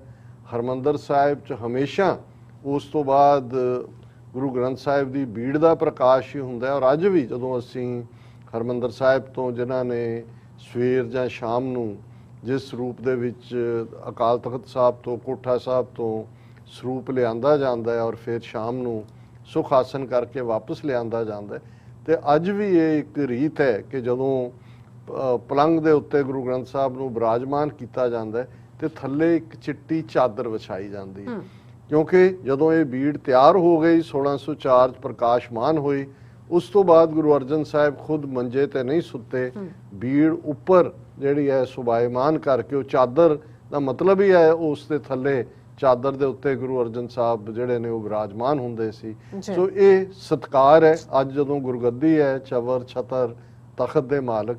ਸੋ ਇੱਕ ਪਾਸੇ ਬਹੁਤ ਸਾਰਿਆਂ ਦਾ ਧਿਆਨ ਤਾਂ ਰਿਚੁਅਲ 'ਚ ਹੁੰਦਾ ਹੈ ਕਿ ਕਿਵੇਂ ਪ੍ਰਕਾਸ਼ ਕੀਤਾ ਜਾਂਦਾ ਹੈ, ਕਿਵੇਂ ਲਿਆਂਦਾ ਜਾਂਦਾ ਹੈ, ਕਿਵੇਂ ਫੁੱਲ ਵਰਾਏ ਜਾਂਦੇ ਨੇ, ਔਰ ਦੂਸਰੇ ਨੇ ਮੈਂ ਸਮਝਦਾ ਜਿਵੇਂ ਤੁਸੀਂ ਕਿਹਾ ਵੀ ਗੁਰੂ ਗ੍ਰੰਥ ਸਾਹਿਬ ਅੱਜ ਜਦੋਂ ਅਸੀਂ ਦੁਨੀਆ ਦੇ ਵਿੱਚ ਉਹੀ ਨਫ਼ਰਤ, ਉਹੀ ਖਿਚਾ, ਉਹੀ ਵਾਇਲੈਂਸ, ਉਹੀ ਗਰੀਡ, ਉਹੀ ਸਾਰਾ ਪਾਠ ਦੇਖਦੇ ਹਾਂ, ਤੇ ਫਿਰ ਗੁਰੂ ਗ੍ਰੰਥ ਸਾਹਿਬ ਜਿਹੜਾ ਇਨਸਾਨੀ ਪਿਆਰ ਦਾ ਮੈਸੇਜ ਹੈ, ਜਿਹੜਾ ਏਕ ਪਿਤਾ ਏਕਸ ਕੇ ਹਮ ਬਾਰਕ ਦਾ ਮੈਸੇਜ ਹੈ, ਜਿਹੜਾ ਇਹ ਮੈਸੇਜ ਹੈ ਕਿ ਮਾਟੀ ਏਕ ਅਨੇਕ ਭਾਂਤ ਕਰ ਸਾਜੀ ਸਾਜਣ ਹਾਰੇ, ਕਿ ਇੱਕੋ ਮਿੱਟੀ 'ਚੋਂ ਸਾਨੂੰ ਬਣਾਇਆ ਹੈ, ਉਹੀ ਸਾਡਾ ਸਟਰਕਚਰ ਹੈ, ਉਹੀ ਸਾਡਾ ਬਾਡੀ ਦਾ ਦੇ ਅੰਦਰ ਜੋ ਹੈ ਹਰ ਇੱਕ ਦਾ ਦੁਨੀਆ 'ਚ, ਕੋਈ ਡਾਕਟਰਸ ਦੇ ਸਾਹਮਣੇ ਕੋਈ ਰੇਸ ਕਾਲਾ ਚਿੱਟਾ ਪੀਲਾ ਕੋਈ ਵੀ ਹੋਏ, ਉਹਨਾਂ ਦੇ ਉਹੀ 4 ਬਲੱਡ ਗਰੁੱਪ ਨੇ, ਉਹੀ ਉਹਨਾਂ ਦੀ ਸਾਰੀ ਕੈਮਿਸਟਰੀ ਹੈ, ਉਹੀ ਉਹਨਾਂ ਦਾ ਸਾਰਾ ਮੈਕੈਨਿਜ਼ਮ ਹੈ। ਸੋ ਇਸ ਗੱਲ ਨੂੰ ਸਮਝਣਾ ਕਿ ਭਾਈ ਮਾਨਸ ਕੀ ਜਾਤ ਸਭ ਹੈ ਇੱਕ ਹੈ ਪਹਿਚਾਨ ਬੋ, ਜੇ ਅਸੀਂ ਇਸ ਗੱਲ ਨੂੰ ਮੰਨ ਲਈਏ ਤਾਂ ਫਿਰ ਦੁਨੀਆ ਦੇ ਵਿੱਚ ਨਫ਼ਰਤ ਦੀ ਕੋਈ ਥਾਂ ਨਹੀਂ ਹੋਏਗੀ, ਕਿਸੇ ਦੇ ਹੱਕ ਖੋਣ ਦੀ ਕੋਈ ਗੱਲ ਨਹੀਂ ਹੋਏਗੀ। ਜਿਹੜੀ ਜ਼ਿੰਦਗੀ ਰੱਬ ਨੇ ਇਨਸਾਨੀ ਇਹ ਵਜੂਦ ਜਿਹੜਾ ਸਾਨੂੰ ਦਿੱਤਾ ਹੈ, ਇਹ ਬਹੁਤ ਕੀਮਤੀ ਹੈ। ਔਰ ਬਾਰ-ਬਾਰ ਜਦੋਂ ਅਸੀਂ ਬਾਣੀ ਨੂੰ ਹੀ ਅਸੀਂ ਕੋਟ ਕਰਦੇ ਕਿ ਇਹ ਬਹੁਤ ਵਾਰ ਜਦੋਂ ਡਿਫਰੈਂਟ ਫਾਰਮਸ ਆਫ ਲਾਈਫ ਦੀ ਗੱਲ ਹੁੰਦੀ ਹੈ ਤੇ ਇਸ ਸਾਰੇ ਪਲੈਨਟ ਦੇ ਉੱਤੇ ਗੁਰੂ ਸਾਹਿਬ ਨੇ ਯਾਦ ਦਹਾਨੀ ਕਰਵਾਈ ਕਿ ਸਰਬ ਜੋਨ ਤੇਰੀ ਪਨਿਹਾਰੀ, ਇਸ ਧਰਤੀ ਮੈਂ ਤੇਰੀ ਸਿੱਖਦਾਰੀ, ਕਿ ਇਨਸਾਨ ਇਸ ਧਰਤੀ ਦਾ ਮਾਲਕ ਹੈ, ਉਹ ਬਾਦਸ਼ਾਹ ਹੈ ਕਿਉਂਕਿ ਸਾਰੀਆਂ ਫਾਰਮ ਆਫ ਲਾਈਫ ਦੇ ਉੱਪਰ ਹੈ। ਪਰ ਜੇ ਬੰਦਾ ਬੰਦਿਆਂ ਵਾਲੇ ਕੰਮ ਕਰੇ ਤੇ ਫਿਰ ਉਹ ਕੁਦਰਤ ਦੀਆਂ ਰੱਬ ਦੀਆਂ ਨਿਯਮਤਾਂ ਨੂੰ ਮਾਣ ਸਕਦਾ ਹੈ। ਨਹੀਂ ਤਾਂ ਬਹੁਤ ਸਾਰੇ ਅਸੀਂ ਤਾਂ ਪਸ਼ੂਆਂ ਵਾਂਗ ਹੀ ਜਿੰਦੇ ਹਾਂ, ਉਹੀ ਸਾਡੀਆਂ ਕਿਰਿਆਵਾਂ ਨੇ ਜਿਹੜੀਆਂ ਬਹੁਤ ਸਾਰੇ ਪਸ਼ੂ ਕਰਦੇ ਨੇ, ਔਰ ਉਸ ਤੋਂ ਬਿਯੋਂਡ ਅਸੀਂ ਨਾ ਨੇਕੀ ਵੱਲ ਕਦਮ ਵਧਾਉਂਦੇ ਹਾਂ, ਨਾ ਆਪਣੇ ਅੰਦਰ ਉਸ ਲੁਕੇ ਹੋਏ ਰੱਬ ਨੂੰ ਜਾਣਨ ਦੀ ਕੋਸ਼ਿਸ਼ ਕਰਦੇ ਹਾਂ। ਸਾਰੀ ਜ਼ਿੰਦਗੀ ਇਵੇਂ ਹੀ ਗੁਜ਼ਰ ਜਾਂਦੀ ਹੈ। ਸੋ ਅਸੀਂ ਅੱਜ ਇਸ ਮੁਬਾਰਕ ਦਿਨ ਦੇ ਮੌਕੇ ਜਿਹੜਾ ਕਿ 417ਵਾਂ ਵਰ੍ਹਾ ਗੁਰੂ ਗ੍ਰੰਥ ਸਾਹਿਬ ਦੀ ਆਦ ਬੀੜ ਦੇ ਹਰਮੰਦਰ ਸਾਹਿਬ 'ਚ ਪ੍ਰਕਾਸ਼ਮਾਨ ਹੋਣ ਦਾ ਸਮੂਹ ਸਿੱਖ ਸੰਗਤਾਂ ਨੂੰ ਔਰ TV 84 ਦੇ ਸਾਡੇ ਸਾਰੇ ਹੀ ਭੈਣ ਭਰਾ ਜਿਨ੍ਹਾਂ 'ਚ ਵੱਡੀ ਗਿਣਤੀ 'ਚ ਸਾਡੇ ਪਾਕਿਸਤਾਨੀ ਭੈਣ ਭਰਾ ਨੇ, ਉਹਨਾਂ ਨੂੰ ਅਸੀਂ ਮੁਬਾਰਕਬਾਦ ਦਿੰਦੇ। ਹੁਣ ਇਹ ਵੀ ਇੱਕ ਬੇਸ਼ੱਕ ਦਿਨ ਕੋਈ ਐਸਾ ਨਹੀਂ ਹੈ 365 ਦਿਨਾਂ ਦੇ ਵਿੱਚ ਜਿੱਥੇ ਕਿ ਕੋਈ ਇਤਿਹਾਸਕ ਘਟਨਾ ਨਾ ਹੋਈ ਹੋਏ ਜਾਂ ਕੋਈ ਪਵਿੱਤਰ ਦਿਨ ਨਾ ਹੋਏ, ਪਰ ਨਾਲ ਦੀ ਨਾਲ ਅਸੀਂ ਇਹ ਖਬਰ ਅਫਸੋਸ ਨਾਲ ਸਾਂਝੀ ਕਰ ਰਹੇ ਹਾਂ ਕਿ ਅੱਜ ਦੇ ਦਿਨ ਹੀ 1 ਸਤੰਬਰ ਨੂੰ ਹੀ ਸੈਯਦ ਅਲੀ ਸ਼ਾਹ ਗਿਲਾਨੀ, ਜਿਹੜੇ ਕਸ਼ਮੀਰੀਆਂ ਦੇ ਉਹ ਬਜ਼ੁਰਗ ਕਦਾਵਰ ਨੇਤਾ, ਕਦਾਵਰ ਲੀਡਰ, 92 ਸਾਲ ਜਿਨ੍ਹਾਂ ਨੇ ਹਯਾਤੀ 'ਚ ਰਹਿੰਦੇ ਆ ਆਪਣੀ ਮੁੱਢਲੇ ਦਿਨਾਂ ਤੋਂ, ਜਵਾਨੀ ਦੇ ਦਿਨਾਂ ਤੋਂ ਲਾਹੌਰ ਦੇ ਵਿੱਚ ਓਰੀਐਂਟਲ ਕਾਲਜ ਲਾਹੌਰ ਤੋਂ ਉਹਨਾਂ ਨੇ ਆਪਣੀ ਐਜੂਕੇਸ਼ਨ ਲਈ ਔਰ ਦੀਨ ਆਪਣੇ ਮਜ਼ਹਬ ਦੇ ਵਿੱਚ ਪੱਕੇ ਔਰ ਨਾਲ ਦੀ ਨਾਲ ਇਨਸਾਨੀ ਹਕੂਕਾਂ ਦੇ ਲਈ ਖਲੋਣ ਵਾਲੇ, ਉਹਨਾਂ ਦਾ ਜ਼ਾਹਰ ਹੈ ਸੰਬੰਧ ਕਸ਼ਮੀਰ ਵਾਦੀ ਦੇ ਨਾਲ ਸੀ। ਆਪਣੇ ਅਰਲੀਅਰ ਕੈਰੀਅਰ 'ਚ ਉਹਨਾਂ ਨੇ ਇੰਡੀਅਨ ਸਿਸਟਮ 'ਚ ਰਹਿੰਦਿਆਂ ਵੀ ਕੋਸ਼ਿਸ਼ ਕੀਤੀ ਕਿ ਆਪਣੇ ਲੋਕਾਂ ਲਈ ਇਨਸਾਫ ਲੈ ਸਕਣ। ਉਹ ਸਪੋਰ ਕੰਸਟੀਚੁਐਂਸੀ ਤੋਂ 3 ਵਾਰ MLA ਵੀ ਬਣੇ, ਪਰ ਅਲਟੀਮੇਟਲੀ ਉਹ ਇਸ ਨਤੀਜੇ ਤੇ ਹੀ ਪਹੁੰਚੇ ਕਿ ਇਸ ਸਿਸਟਮ 'ਚੋਂ ਇਨਸਾਫ ਨਹੀਂ ਨਿਕਲੇਗਾ ਸਾਡੇ ਲਈ। ਜਮਾਇਤੇ ਇਸਲਾਮੀ ਉਹਨਾਂ ਨੇ ਕਸ਼ਮੀਰ ਵਾਦੀ ਦੇ ਵਿੱਚ ਇਸ ਆਰਗੇਨਾਈਜੇਸ਼ਨ ਨੂੰ ਜਨਮ ਦਿੱਤਾ ਔਰ ਬੜੇ ਧੜੱਲੇ ਨਾਲ, ਹਾਲਾਂ ਨਾ ਮੈਨੂੰ ਕਦੇ ਉਹਨਾਂ ਨੂੰ ਮਿਲਣ ਦਾ ਸਬਬ ਹੋਇਆ, ਨਾ ਕਦੇ ਮੇਰੀ ਉਹਨਾਂ ਨਾਲ ਟੈਲੀਫੋਨਿਕ ਕਦੇ ਗੱਲ ਹੋਈ, ਲੇਕਿਨ ਕੁਛ ਉਹ ਲੋਕ ਹੁੰਦੇ ਨੇ ਭਾਵੇਂ ਦੁਨੀਆ ਦੇ ਕਿਸੇ ਕੋਨੇ 'ਚ ਹੋਣ। ਹੁਣ ਜੇ ਚੀ ਗੁਵੇਰਾ ਜਾਂ ਫਿਡਾਲ ਕਾਸਟਰੋ ਬਹੁਤ ਸਾਰਿਆਂ ਦੇ ਨਾਇਕ, ਔਰ ਚੀ ਗੁਵੇਰਾ ਨੇ ਦੁਨੀਆ ਦੀਆਂ ਕਿੰਨੀਆਂ ਫਰੀडम ਮੂਵਮੈਂਟਸ ਨੂੰ ਇਨਸਪਾਇਰ ਕੀਤਾ, ਕਿਉਂਕਿ ਤੁਸੀਂ ਉਸ ਸਪਿਰਿਟ ਵੱਲ ਦੇਖਦੇ ਹੋ ਕਿ ਭਾਈ ਤੁਹਾਡੇ ਸਾਹਮਣੇ ਕਿਸ ਕਿਸਮ ਦੇ ਹਾਲਾਤ ਨੇ, ਤੁਸੀਂ ਹਰ ਥਾਂ ਇਹ ਚਾਹੁੰਦੇ ਹੋ ਕਿ ਲੋਕਾਂ ਨੂੰ ਇਨਸਾਫ ਮਿਲੇ, ਤੁਸੀਂ ਇੱਕ ਥਾਂ ਤੋਂ ਦੂਸਰੀ ਥਾਂ ਚਲੇ ਜਾਂਦੇ ਹੋ, ਜਿਵੇਂ ਚੀ ਗੁਵੇਰਾ ਦੀ ਜ਼ਿੰਦਗੀ ਹੈ। ਇਸੇ ਤਰ੍ਹਾਂ ਜਦੋਂ ਵੀ ਅਸੀਂ, ਮੈਂ ਹਮੇਸ਼ਾ ਹੀ ਜਦੋਂ ਸੈਯਦ ਅਲੀ ਸ਼ਾਹ ਗਿਲਾਨੀ ਉਹਨਾਂ ਦੀ ਪਰਸਨੈਲਿਟੀ ਨੂੰ ਦੇਖਦਾ ਹਾਂ ਔਰ ਪਿਛਲੇ 30-35 ਸਾਲ ਤੋਂ ਉਹ ਇੱਕ ਰੋਲ ਮਾਡਲ ਦੇ ਤੌਰ ਦੇ ਉੱਤੇ, ਜਿਵੇਂ ਜੇ ਕਾਇਦੇ ਆਜ਼ਮ ਮੁਹੰਮਦ ਅਲੀ ਜਿਨਾ ਇੱਕ ਫਾਰਸਾਈਟਡ ਲੀਡਰ, ਇੱਕ ਕਾਇਦ ਦੀ ਤਰ੍ਹਾਂ ਹਮੇਸ਼ਾ ਹੀ ਮੈਂ ਉਹਨਾਂ ਨੂੰ ਮਹਿਸੂਸ ਕੀਤਾ ਹੈ ਕਿ ਭਾਈ ਜਿਹੜੇ ਲੀਡਰ ਹੀ ਉਹ ਹੁੰਦਾ, ਇੱਕ ਤਾਂ ਲੀਡਰ ਆਫ ਦਾ ਮਾਸਿਸ ਹੁੰਦਾ ਹੈ ਕਿ ਜੀ ਤੁਸੀਂ ਇੱਕ ਗੱਲ ਕਹੀ ਤੇ ਲੋਕ ਜਿਹੜੇ ਨੇ ਤੁਹਾਡੀ ਇੱਕ ਆਵਾਜ਼ ਦੇ ਉੱਤੇ ਜਿਹੜਾ ਹੈ ਆ ਕੇ ਖਲੋ ਜਾਂਦੇ ਨੇ, ਪਰ ਇੱਕ ਸਟੇਟਸਮੈਨ ਹੁੰਦਾ। ਕਾਇਦੇ ਆਜ਼ਮ ਦਾ ਜ਼ਿਕਰ ਕਰਦੇ ਹਮੇਸ਼ਾ ਕਿ ਉਹਨਾਂ ਨੇ ਭਵਿੱਖ ਨੂੰ ਦੇਖਿਆ। ਹਾਲਾਂ ਵਕਤੀ ਤੌਰ ਤੇ ਬਹੁਤ ਸਾਰੇ ਉਸ ਵੇਲੇ ਦੇ ਮੁਸਲਮਾਨ ਵੀ ਸਬ ਕੰਟੀਨੈਂਟ ਦੇ ਇਵੇਂ ਹੀ ਸੋਚਦੇ ਸੀ ਜਿਵੇਂ ਸਿੱਖ ਸੋਚਦੇ ਸੀ, ਪਰ ਉਹਨਾਂ ਦੀ ਵਿਜ਼ਨ ਨੇ ਉਹਨਾਂ ਨੂੰ ਕੱਢਿਆ ਉਸ ਸਾਰੇ ਚੋਂ। ਇਸੇ ਤਰ੍ਹਾਂ ਬੇਸ਼ੱਕ ਕਸ਼ਮੀਰ ਵਾਦੀ ਦੇ ਵਿੱਚ ਇਹ ਅਬਦੁੱਲਾ ਟੱਬਰ ਵੀ ਹੈ, ਮਹਿਬੂਬਾ ਮੁਫਤੀ ਵੀ ਹੈ, ਹੁਣ ਹੋਰ ਵੀ ਇੱਕ ਬੁਖਾਰੀ ਖੜੇ ਕਰ ਦਿੱਤਾ ਹੈ, ਕੋਈ ਹੋਰ ਕੀਤੇ ਨੇ ਬਹੁਤ ਸਾਰੇ, ਪਰ ਇਹ ਉਹ ਸਾਰੇ ਲੋਕ ਨੇ ਜਿਹੜੇ ਕੁਰਸੀ ਦੀ ਸਿਆਸਤ ਕਰਦੇ ਨੇ, ਜਿਨ੍ਹਾਂ ਨੂੰ ਇਹ ਹੈ ਕਿ ਭਾਈ ਅਸੀਂ ਸੱਤਾ ਹਕੂਮਤ ਕਿਵੇਂ ਹਾਸਲ ਕਰਨੀ ਹੈ, ਉਹਦੇ ਲਈ ਝੁਕਣਾ ਪਏ, ਵਿਕਣਾ ਪਏ, ਕੰਪਰੋਮਾਈਜ਼ ਕਰਨਾ ਪਏ, ਆਪਣੇ ਲੋਕਾਂ ਨਾਲ ਧੋਖਾ ਕਰਨਾ ਪਏ, ਉਹ ਉਸ ਤੋਂ ਜਿਹੜਾ ਪਿੱਛੇ ਨਹੀਂ ਹਟਦੇ। ਪਰ ਇੱਥੇ ਇਹ ਟਾਵਰਿੰਗ ਪਰਸਨੈਲਿਟੀ ਸੀ ਸੈਯਦ ਅਲੀ ਸ਼ਾਹ ਗਿਲਾਨੀ, ਜਿਹੜੇ ਖਰੀ ਸੁਣਾਉਣ ਦੇ ਵਿੱਚ, ਔਰ ਇਹੀ ਨਹੀਂ ਸਿੱਖਾਂ ਦੇ ਨਾਲ ਵੀ ਉਹਨਾਂ ਦੀ ਮੁਹੱਬਤ। ਕਸ਼ਮੀਰ ਵਾਦੀ 'ਚ ਜਦੋਂ ਹੀ ਜਿਹੜਾ 20 ਮਾਰਚ 2000 ਦਾ ਵਾਕਿਆ, ਜਦੋਂ ਕਿ ਕਲਿੰਟਨ ਦੀ ਵਿਜ਼ਿਟ ਵੇਲੇ 35 ਸਿੱਖ ਜਿਹੜਾ ਜ਼ਿਲ੍ਹਾ ਅਨੰਤਨਾਗ ਦੇ ਚਿੱਠੀ ਸਿੰਘਪੁਰਾ ਪਿੰਡ ਦੇ ਵਿੱਚ ਭਾਰਤੀ ਏਜੰਸੀਆਂ ਮਾਰਦੀਆਂ ਨੇ, ਤੇ ਸਭ ਤੋਂ ਪਹਿਲਾਂ ਪਹੁੰਚਣ ਵਾਲਿਆਂ 'ਚ ਔਰ ਸਿੱਖਾਂ ਨੂੰ ਰੋਕਣ ਲਈ ਕਿ ਤੁਸੀਂ ਨਹੀਂ ਜਾਣਾ ਹੈ, ਇਹਨਾਂ ਦੀ ਕਾਰਸਤਾਨੀ ਹੈ। ਔਰ ਲੇਟੈਸਟ ਵੀ ਜਦੋਂ ਕਿ ਕੁਝ ਮਹੀਨੇ ਪਹਿਲਾਂ ਹੀ ਕਸ਼ਮੀਰ ਵਾਦੀ 'ਚ ਇੱਕ ਸਮਾਜਿਕ ਤਣਾਅ ਦਾ ਮਾਹੌਲ ਬਣਿਆ, ਔਰ ਉਸ ਪੀਰੀਅਡ ਦੇ ਵਿੱਚ ਵੀ ਸੈਯਦ ਅਲੀ ਸ਼ਾਹ ਗਿਲਾਨੀ ਦੀ ਸਟੇਟਮੈਂਟ ਜਿਹਦੇ 'ਚ ਉਹਨਾਂ ਨੇ ਸਿੱਖਾਂ ਨੂੰ ਕਿਹਾ ਕਿ ਭਾਈ ਇਹ ਸਾਨੂੰ ਦੋ ਕੌਮਾਂ ਨੂੰ ਲੜਾਉਣਾ ਚਾਹੁੰਦੇ ਨੇ, ਔਰ ਅਸੀਂ ਜ਼ਬਤ ਤੋਂ ਕੰਮ ਲਈਏ, ਜ਼ਾਬਤੇ ਤੋਂ ਕੰਮ ਲਈਏ। ਆਪਣਿਆਂ ਨੂੰ ਵੀ ਉਹਨਾਂ ਨੇ ਇਹੀ ਐਡਵਾਈਸ ਕੀਤਾ। ਔਰ ਇਸੇ ਤਰ੍ਹਾਂ ਜਦੋਂ ਕਿ ਕਸ਼ਮੀਰੀ ਬੱਚੀਆਂ ਨੂੰ ਸੇਫਲੀ ਆਨਰੇਬਲੀ ਸਿੱਖਾਂ ਨੇ ਘਰੋਂ ਘਰੀ ਕਸ਼ਮੀਰ ਵਾਦੀ 'ਚ ਪਹੁੰਚਾਇਆ, ਜਦੋਂ ਕਿ 2019 5 ਅਗਸਤ ਨੂੰ ਕਸ਼ਮੀਰ ਦਾ ਆਰਟੀਕਲ 370 ਸਪੈਸ਼ਲ ਸਟੇਟਸ ਖਤਮ ਕੀਤਾ ਗਿਆ, ਉਦੋਂ ਵੀ ਉਹ ਥੈਂਕਫੁਲ ਰਹੇ। ਔਰ ਇਸੇ ਤਰ੍ਹਾਂ ਬਹੁਤ ਵਾਰ ਉਹ ਜੂਨ 84 ਹੋਏ, ਦੂਸਰਾ ਉਹ ਵੀਡੀਓ ਕਾਨਫਰੰਸਿੰਗ ਰਾਹੀਂ ਦਲ ਖਾਲਸਾ ਵੱਲੋਂ ਜਿੱਥੇ ਵੀ ਕੋਈ ਫੰਕਸ਼ਨ ਕੀਤੇ ਜਾਂਦੇ ਸੀ ਉਸ ਦਾ ਉਹ ਹਿੱਸਾ ਬਣਦੇ ਸੀ, ਵਕਤਨ ਬਾਵਕਤਨ ਉਹਨਾਂ ਦਾ ਮੈਸੇਜ ਵੀ ਹੁੰਦਾ ਸੀ। ਔਰ ਇਹੀ ਨਹੀਂ, ਉਹਨਾਂ ਨੇ ਬੇਸ਼ੱਕ ਉਹਨਾਂ ਨੂੰ ਪਾਕਿਸਤਾਨ ਪੱਖੀ ਕਰਕੇ ਜਾਣਿਆ ਜਾਂਦਾ ਸੀ ਕਿ ਜੀ ਉਹ ਕਸ਼ਮੀਰ ਦਾ ਜਿਹੜਾ ਇਲਹਾਕ ਪਾਕਿਸਤਾਨ ਨਾਲ ਚਾਹੁੰਦੇ ਨੇ, ਉਹਨਾਂ ਦੀ ਇਨੀਸ਼ੀਅਲ ਪੋਜੀਸ਼ਨ ਵੀ ਇਹੀ ਸੀ ਜਮਾਇਤੀ ਇਸਲਾਮੀ ਦੇ ਥੱਲੇ। ਪਰ ਉਹ ਇੱਕ ਇਸ ਕਿਸਮ ਦਾ ਉਹਨਾਂ ਦਾ ਨਹੀਂ ਕਹਿੰਦੇ ਸੀ ਕਿ ਕੋਈ ਵੀ ਇੰਡੀਆ ਔਰ ਪਾਕਿਸਤਾਨ ਡਾਇਲੌਗ ਕਰ ਸਕਦੇ ਨੇ, ਪਰ ਫੈਸਲਾ ਕਰਨ ਦੇ ਵਿੱਚ ਜਿਹੜਾ ਬੇਸਿਕ ਰਾਈਟ ਹੈ ਉਹ ਕਸ਼ਮੀਰੀਆਂ ਦਾ, ਉਹ ਕਸ਼ਮੀਰੀ ਫੈਸਲਾ ਕਰਨਗੇ ਕਿ ਉਹਨਾਂ ਨੇ ਕੀ ਕਰਨਾ। ਔਰ ਇਹੀ ਨਹੀਂ, ਉਹਨਾਂ ਦਾ ਜੇ ਅਸੀਂ ਦੇਖੀਏ ਕਿ ਵੀ ਉਹਨਾਂ ਕਿਸ ਟੌਰਚਰ 'ਚੋਂ ਉਹਨਾਂ ਨੂੰ ਗੁਜ਼ਾਰਿਆ, 10 ਸਾਲ ਤੋਂ ਜ਼ਿਆਦਾ ਵਕਤ ਤਾਂ ਉਹ ਜੇਲ੍ਹ ਦੇ ਦੀਆਂ ਸਲਾਖਾਂ ਪਿੱਛੇ ਰਹੇ। ਔਰ ਜੇ ਕਹਿਣਾ ਹੋਏ ਕਿ ਪਿਛਲੇ 80s ਲੇਟ 80s ਤੋਂ ਲੈ ਕੇ ਹੁਣ ਪਿਛਲੇ 40 ਸਾਲ ਤੋਂ ਉਹ ਹਾਊਸ ਅਰੈਸਟ ਹੀ ਸੀ, ਉਹ ਵੀ ਕੈਦ ਹੀ ਹੈ। ਔਰ ਉਹਦੇ 'ਚ ਉਹਨਾਂ ਦਾ ਪਾਸਪੋਰਟ ਰੋਕ ਲਿਆ ਗਿਆ ਜਦੋਂ ਉਹਨਾਂ ਨੇ ਕੀਤਾ। ਫਿਰ ਉਹਨਾਂ ਨੇ ਨੈਸ਼ਨੈਲਿਟੀ ਵਾਲਾ ਖਾਨਾ ਖਾਲੀ ਰੱਖਿਆ ਸੀ, ਉਹਨਾਂ ਨੇ ਕਿਹਾ ਜੀ ਮੈਂ ਇੰਡੀਅਨ ਨਹੀਂ ਹਾਂ। ਫਿਰ ਉਹਨਾਂ ਨੂੰ ਕਿਹਾ ਗਿਆ ਜੀ ਅਸੀਂ ਦੇਣਾ ਹੀ ਨਹੀਂ ਹੈ। ਔਰ ਉਹਨਾਂ ਨੇ ਕਿਹਾ ਵੀ ਦੇਖੋ ਇਹ ਅਲਟੀਮੇਟਲੀ ਸਾਡੇ ਉੱਤੇ ਤੁਸੀਂ ਇਹ ਭਾਰਤ ਥੋਪ ਨਹੀਂ ਸਕਦੇ, ਅਸੀਂ ਕਸ਼ਮੀਰੀ ਆਪਣੀ ਕਿਸਮਤ ਦਾ ਫੈਸਲਾ ਆਪ ਕਰਾਂਗੇ। ਔਰ ਬੜੀ ਮਜ਼ਬੂਤੀ ਨਾਲ ਜਦੋਂ ਮੁਸ਼ਰਫ ਨੇ ਆਗਰੇ ਦੇ ਵਿੱਚ ਡਾਇਲੌਗ ਸ਼ੁਰੂ ਕੀਤਾ ਵਾਜਪਾਈ ਨਾਲ, ਔਰ ਉਹ ਪਹਿਲਾ ਪੀਰੀਅਡ ਸੀ ਕਿ ਪਾਕਿਸਤਾਨ ਦੀ ਹਕੂਮਤ ਰਾਈਟ ਆਫ ਸੈਲਫ ਡਿਟਰਮੀਨੇਸ਼ਨ ਤੋਂ ਇੱਕ ਸਟੈਪ ਥੱਲੇ ਆਈ, 5 ਜ਼ੋਨ ਬਣਾਉਣ ਦੀ ਗੱਲ ਕਿ ਇਵੇਂ ਹੋਏ ਬਾਰਡਰ ਇਰਰੈਲੇਵੈਂਟ ਹੋ ਜਾਣ, ਬੱਸਾਂ ਸ਼ੁਰੂ ਕਰ ਦਿੱਤੀਆਂ ਕਿ ਮੁਜ਼ੱਫਰਾਬਾਦ ਔਰ ਸ੍ਰੀਨਗਰ ਔਰ ਪੁੰਛ ਔਰ ਰਾਵਲਾਕੋਟ ਔਰ ਹੋਰ 2-3, ਔਰ ਉਹਨੂੰ ਉਹਨਾਂ ਨੇ ਬਿਲਕੁਲ ਪਸੰਦ ਨਹੀਂ ਕੀਤਾ।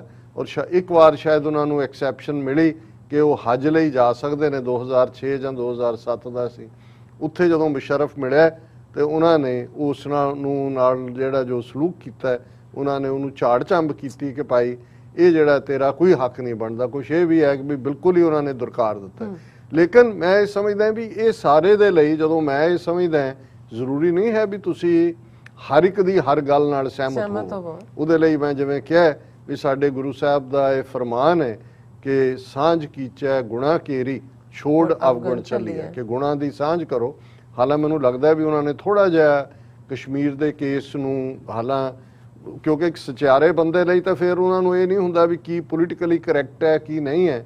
ਜਦੋਂ ਉਸਾਮਾ ਮਾਰਿਆ ਗਿਆ 2011 ਦੇ ਵਿੱਚ ਤੇ ਉਹਦੇ 'ਚ ਉਹਨਾਂ ਨੇ ਉਹਦੇ ਲਈ ਪ੍ਰੇ ਵੀ ਕੀਤਾ ਔਰ ਉਹਨਾਂ ਨੇ ਅਮਰੀਕਾ ਨੂੰ ਕੰਡੈਮ ਕੀਤਾ। ਨਤੀਜਾ ਇਹ ਹੋਇਆ ਕਿ ਉਸ ਤੋਂ ਬਾਅਦ, ਕਿਉਂਕਿ ਉਦੋਂ ਯੂਰਪੀਅਨ ਪਾਰਲੀਮੈਂਟ ਦੇ ਵਿੱਚ ਕਸ਼ਮੀਰ ਦੇ ਮੁੱਦੇ ਦੇ ਉੱਤੇ ਇੱਕ ਦਿਲਚਸਪੀ ਵੀ ਬਣ ਰਹੀ ਸੀ ਔਰ ਉਹ ਮਿਲਣਾ ਵੀ ਚਾਹੁੰਦੇ ਸੀ। ਉਹਨਾਂ ਦਾ ਇੱਕ ਡੈਲੀਗੇਸ਼ਨ ਯੂਰਪੀਅਨ ਪਾਰਲੀਮੈਂਟ ਦਾ ਜਿਹੜਾ ਇੰਡੀਆ ਆਇਆ ਹੋਇਆ ਸੀ, ਉਹਨਾਂ ਨੇ ਇਸ ਮੁੱਦੇ ਤੋਂ ਬਾਅਦ, ਕਿਉਂਕਿ ਉਹਨਾਂ ਨੇ ਜਿਵੇਂ ਉਸਾਮਾ ਨੂੰ ਸਪੋਰਟ ਥਰੋ ਕੀਤੀ, ਉਹ ਉਹਨਾਂ ਨੇ ਮਿਲਣ ਤੋਂ ਨਾ ਕਰ ਦਿੱਤੀ। ਔਰ ਇਹੀ ਕਾਰਨ ਫਿਰ ਜਦੋਂ ਉਹਨਾਂ ਦਾ ਕੈਂਸਰ ਡਾਇਗਨੋਜ਼ ਹੁੰਦਾ ਔਰ ਉਹਦੇ ਲਈ ਉਹਨਾਂ ਨੂੰ ਕਿਹਾ ਗਿਆ ਕਿ ਭਾਈ ਉਹ ਜਿਹੜਾ ਅਮਰੀਕਾ ਜਾਂ ਯੂਕੇ ਦੇ ਵਿੱਚ ਇਲਾਜ ਹੁੰਦਾ ਹੈ, ਉਸ ਕਿਸਮ ਦੀ ਸਰਜਰੀ ਸੀ ਔਰ ਜਦੋਂ ਉਹਨਾਂ ਨੇ ਵੀਜ਼ੇ ਲਈ ਅਪਲਾਈ ਕੀਤਾ ਤੇ ਅਮਰੀਕਾ ਨੇ ਵੀਜ਼ਾ ਦੇਣ ਤੋਂ ਨਾ ਕਰ ਦਿੱਤੀ, ਇਹ ਕਹਿ ਕੇ ਕਿ ਉਹ ਦਹਿਸ਼ਤਗਰਦੀ ਨੂੰ ਸਪੋਰਟ ਕਰਦੇ ਨੇ। ਇੰਡੀਆ ਤਾਂ ਪਹਿਲਾਂ ਹੀ ਚਾਹੁੰਦਾ ਸੀ, ਕਿਉਂਕਿ ਉਹਨਾਂ ਨੂੰ ਲੱਗਦਾ ਸੀ ਕਿ ਵੀ ਇਹ ਬਾਹਰ ਨਿਕਲਣਗੇ ਤੇ ਉਹ ਸੱਚ ਦੀ ਗੱਲ ਕਰਨਗੇ, ਔਰ ਟਾਵਰਿੰਗ ਪਰਸਨੈਲਿਟੀ ਸੀ। ਸੋ ਮੈਂ ਸਮਝਦਾ ਵੀ ਇਹ ਸਾਡੇ ਲਈ ਜਿਸ ਕਿਸਮ ਦਾ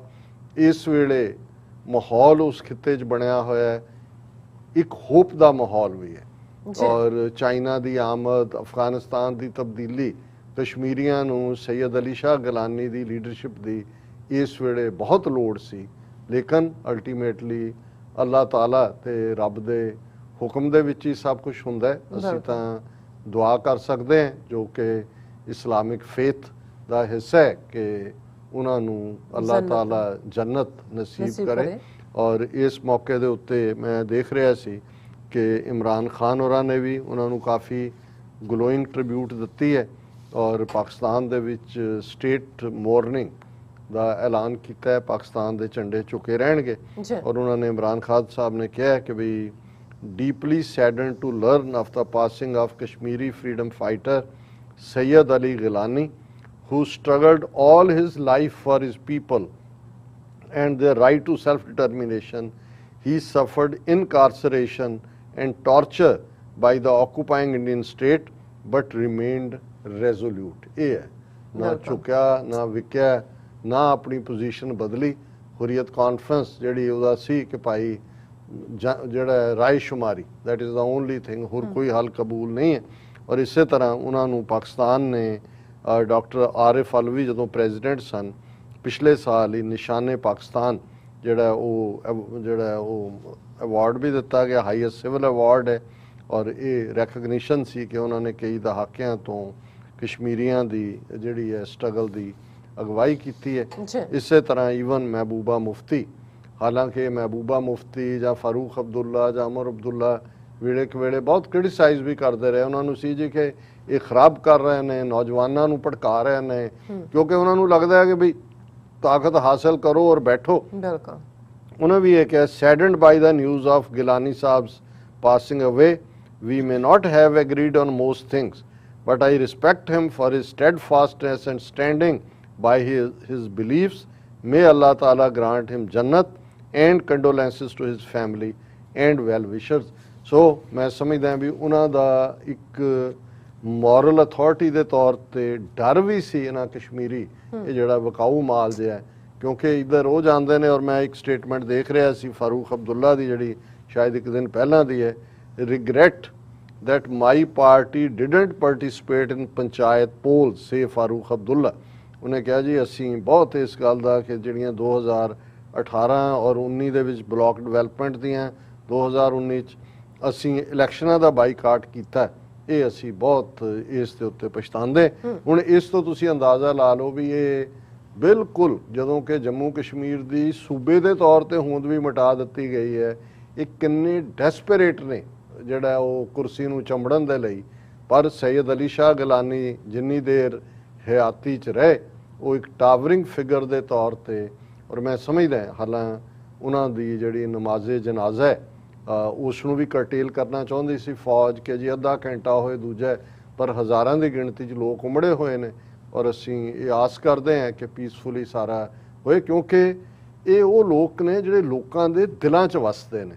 ਤੁਸੀਂ ਕਿਸੇ ਨੂੰ ਪ੍ਰਚਾਰ ਨਾਲ, ਪ੍ਰੋਪੇਗੈਂਡੇ ਨਾਲ ਜਿੰਨਾ ਮਰਜ਼ੀ ਵੱਡਾ ਬਣਾ ਦਿਓ, ਨਹੀਂ, ਜਿਹੜੇ ਲੋਕ ਸਾਲਮ ਕਦਮਾਂ ਦੇ ਨਾਲ, ਜਿਹੜੇ ਬਿਲਕੁਲ ਸਾਦਕ ਔਰ ਅਮੀਨ, ਜਿਨ੍ਹਾਂ ਦਾ ਜਿਹੜਾ ਉਹ ਜ਼ਿੰਦਗੀ ਦਾ ਜਿਹੜੀ ਹੈ ਗੁਜ਼ਰਦੀ ਹੈ, ਔਰ ਜਿਨ੍ਹਾਂ ਨੂੰ ਅਸੀਂ ਬੇਲੌਸ ਫਕੀਰਾਨਾ ਤਸਵਰ ਹਾਲਾਂ ਬਹੁਤ ਹਰਾਸ ਕਰਨ ਦੀ ਕੋਸ਼ਿਸ਼ ਕੀਤੀ ਗਈ। ਇਹਨਾਂ ਦੇ ਪਰਿਵਾਰ ਨੂੰ ਵੀ, ਇਹਨਾਂ ਦੇ 2 ਬੇਟੇ 4 ਬੇਟੀਆਂ ਨੇ, ਸੈਟਲ ਵੀ ਨੇ, ਔਰ ਉਹਨਾਂ ਨੂੰ ਵੀ ਮਨੀ ਲਾਂਡਰਿੰਗ ਦੂਜੇ ਅਜੇ ਵੀ ਕੇਸਾਂ 'ਚ ਉਲਝਾਇਆ ਹੋਇਆ ਸੀ।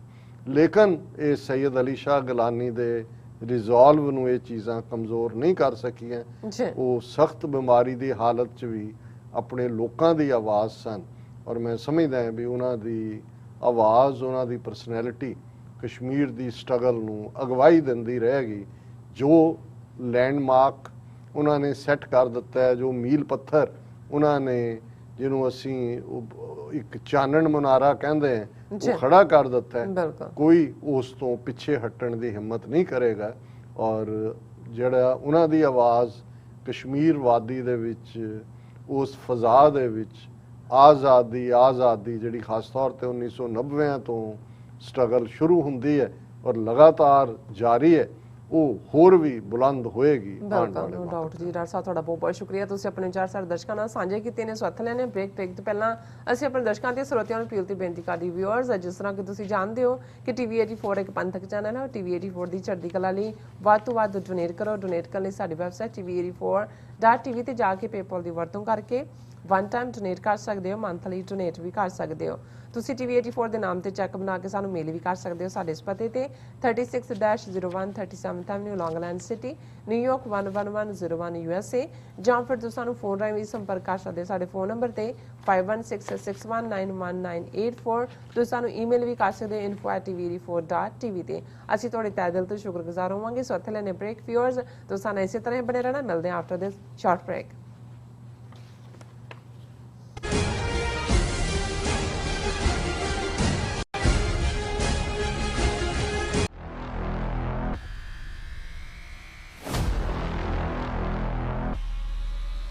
ਭਾਰਤ ਦੀ ਰਾਜਧਾਨੀ ਦਿੱਲੀ ਦੀਆਂ ਸਰਹੱਦਾਂ ਤੇ 9 ਮਹੀਨੇ ਤੋਂ ਚੱਲਦੇ ਆ ਰਹੇ ਕਿਸਾਨ ਅੰਦੋਲਨ ਨੂੰ ਦੁਨੀਆ ਦੇ ਇਤਿਹਾਸ ਵਿੱਚ ਅਹਿਮ ਦਰਜਾ ਹਾਸਲ ਹੋ ਚੁੱਕਿਆ ਹੈ। ਕਿਸਾਨ ਅੰਦੋਲਨ ਨੂੰ ਇਹ ਦਰਜਾ ਐਵੇਂ ਨਹੀਂ ਮਿਲਿਆ। ਇਹ ਦਰਜਾ ਹਾਸਲ ਕਰਨ ਲਈ ਕਿਸਾਨਾਂ ਨੂੰ ਬਹੁਤ ਜ਼ਿਆਦਾ ਕੀਮਤ ਚੁਕਾਉਣੀ ਪਈ ਆ। 600 ਤੋਂ ਵੱਧ ਕਿਸਾਨਾਂ ਨੂੰ ਆਪਣੀ ਜਾਨ ਦੀ ਬਾਜੀ ਲਾਉਣੀ ਪਈ। ਹਜ਼ਾਰਾਂ ਕਰੋੜ ਰੁਪਏ ਇਸ ਅੰਦੋਲਨ ਦੀ ਭੇਟ ਚੜਾਉਣੇ ਪਏ। ਜਿਹੜਾ ਕੀਮਤੀ ਸਮਾਂ ਤੇ ਸ਼ਕਤੀ ਖੇਤੀ ਉਤਪਾਦਨ ਵਿੱਚ ਕਿਸਾਨਾਂ ਨੇ ਲਾਉਣਾ ਸੀ, ਉਹ ਮੋਦੀ ਸਰਕਾਰ ਵਿਰੁੱਧ ਲੜਦਿਆਂ ਹੋਇਆਂ ਇਸ ਸੰਘਰਸ਼ ਦੇ ਵਿੱਚ ਲਾਇਆ, ਤਾਂ ਜਾ ਕੇ ਵਿਸ਼ਵ ਦੇ ਇਤਿਹਾਸ ਵਿੱਚ ਕਿਸਾਨ ਅੰਦੋਲਨ ਨੂੰ ਇਹ ਦਰਜਾ ਹਾਸਲ ਹੋਇਆ ਹੈ।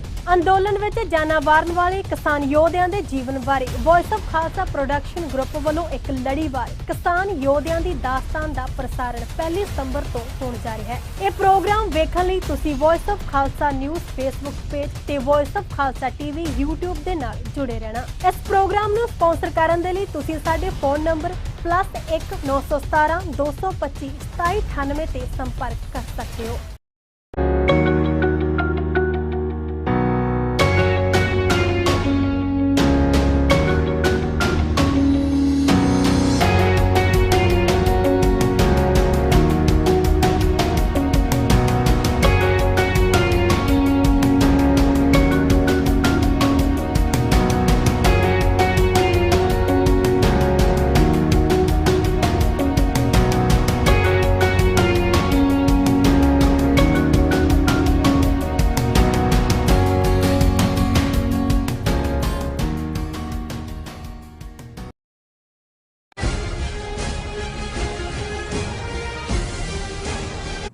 Viewers welcome back on programme. So viewers ਹੁਣ ਆਪਾਂ ਗੱਲਬਾਤ ਕਰਨ ਜਾ ਰਹੇ ਹਾਂ ਅਫਗਾਨਿਸਤਾਨ ਦੇ ਹਵਾਲੇ ਨਾਲ। ਵਿਊਅਰਸ ਅਫਗਾਨਿਸਤਾਨ ਵਿੱਚ ਬੇਸ਼ੱਕ ਅਮਨ-ਅਮਾਨ ਹੈ, ਲੇਕਿਨ ਆਉਣ ਵਾਲੇ ਸਮੇਂ ਵਿੱਚ ਤਾਲਿਬਾਨ ਦੀ ਹਕੂਮਤ ਨੂੰ ਲੈ ਕੇ ਗੈਰ ਯਕੀਨੀ ਅਤੇ ਡਰ ਦਾ ਮਾਹੌਲ ਹੈ। ਸੋ ਇਹ ਹੁਣ ਤਾਲਿਬਾਨ ਵੱਲੋਂ ਐਲਾਨੀ ਜਾਣ ਵਾਲੀ ਸਰਕਾਰ ਅਤੇ ਉਸ ਦੀ ਕਾਰਗੁਜ਼ਾਰੀ ਹੀ ਦੱਸੇਗੀ ਕਿ ਉਹ ਪਹਿਲਾਂ ਨਾਲੋਂ ਕਿੰਨੇ ਕੁ ਬਦਲੇ ਹਨ। ਸੋ ਇਸ ਬਾਰੇ ਆਪਾਂ ਗੱਲਬਾਤ ਕਰਨ ਜਾ ਰਹੇ ਹਾਂ। ਸੋ ਅਸੀਂ ਚਾਹਾਂਗੇ ਕਿ ਤੁਸੀਂ ਨਾਲ ਇਸੇ ਤਰ੍ਹਾਂ ਬਣੇ ਰਹਿਣਾ। ਦੇਖਣ ਸੁਣਨ ਲਈ ਲਿਖਣ ਲਈ ਤੁਹਾਡਾ ਸਭ ਦਾ ਬਹੁਤ ਬਹੁਤ ਸ਼ੁਕਰੀਆ ਜੀ। ਡਾਕਟਰ ਸਾਹਿਬ ਕੀ ਕਹਿਣਾ ਚਾਹੋਗੇ? ਦੇਖੋ, ਅਸੀਂ ਆਪਣੇ ਸਾਰੇ ਵਿਊਅਰਸ ਦਾ ਬਹੁਤ ਸ਼ੁਕਰੀਆ ਅਦਾ ਕਰਦੇ ਕਿ ਜਿਹੜੀ ਸਾਡੀ ਪਹੁੰਚ ਹੈ ਅਫਗਾਨਿਸਤਾਨ ਦੇ ਮੁੱਦੇ ਤੇ, ਸਾਡੀ ਕੋਸ਼ਿਸ਼ ਇਮਾਨਦਾਰੀ ਨਾਲ ਕਿਸੇ ਸਿਚੁਏਸ਼ਨ ਨੂੰ ਸਮਝਣ ਦੀ ਹੁੰਦੀ ਹੈ। ਫਿਰ ਸਾਡਾ ਇਹ ਵੀ ਹੁੰਦਾ ਹੈ ਕਿ ਹਰ ਇੱਕ ਨੂੰ ਉਸ ਦਾ ਡਿਊ ਦਿੱਤਾ ਜਾਏ। ਬਿਲਕੁਲ, ਇਹਦੇ 'ਚ ਤਾਂ ਕੋਈ ਸ਼ੱਕ ਨਹੀਂ। ਅਸੀਂ ਇਹ ਕਹੀਏ ਕਿ ਟੋਟਲੀ ਅਨਬਾਇਸਡ ਹੁੰਦੀ ਹੈ, ਇਹ ਤਾਂ ਕੋਈ ਵੀ, ਉਹ ਜਿਵੇਂ ਡਾਕਟਰ ਢਿੱਲੋਂ ਨੂੰ ਮੈਂ ਕੋਟ ਕੀਤਾ ਸੀ, ਉਹਨਾਂ ਨੇ ਕਿਹਾ ਜੀ ਕਿ ਵੀ ਨਿਊਟਰਲ ਜਾਂ ਅਨਬਾਇਸ ਤਾਂ ਸਿਰਫ ਮੁਰਦਾ ਹੀ ਹੁੰਦਾ ਹੈ, ਕਿਉਂਕਿ ਉਹਨੂੰ ਤੁਸੀਂ ਜਿੱਥੇ ਮਰਜ਼ੀ ਰੱਖ ਲਓ, ਬਾਕੀ ਤਾਂ ਤੁਹਾਡੇ ਓਪੀਨੀਅਨ ਤਾਂ ਹੁੰਦੇ ਹੀ ਨੇ।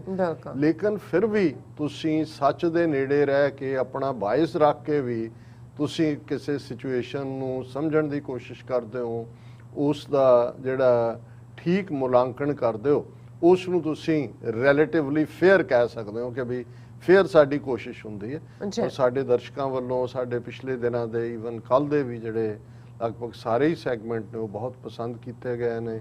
ਸੈਂਕੜਿਆਂ ਮੈਸੇजेस ਨੇ। ਅਸੀਂ ਕੋਸ਼ਿਸ਼ ਕਰਾਂਗੇ ਅੱਜ ਸ਼ੇਅਰ ਕਰਨ ਦੇ ਵੀ। ਬਹੁਤ ਸਾਰੇ ਅਸੀਂ ਪੜ੍ਹ ਜ਼ਰੂਰ ਲੈਂਦੇ ਹਾਂ, ਪਰ ਉਨਾ ਹੀ ਸਾਡੇ ਕੋਲ ਵਕਤ ਦੀ ਵੀ ਲਿਮਿਟੇਸ਼ਨ ਹੈ।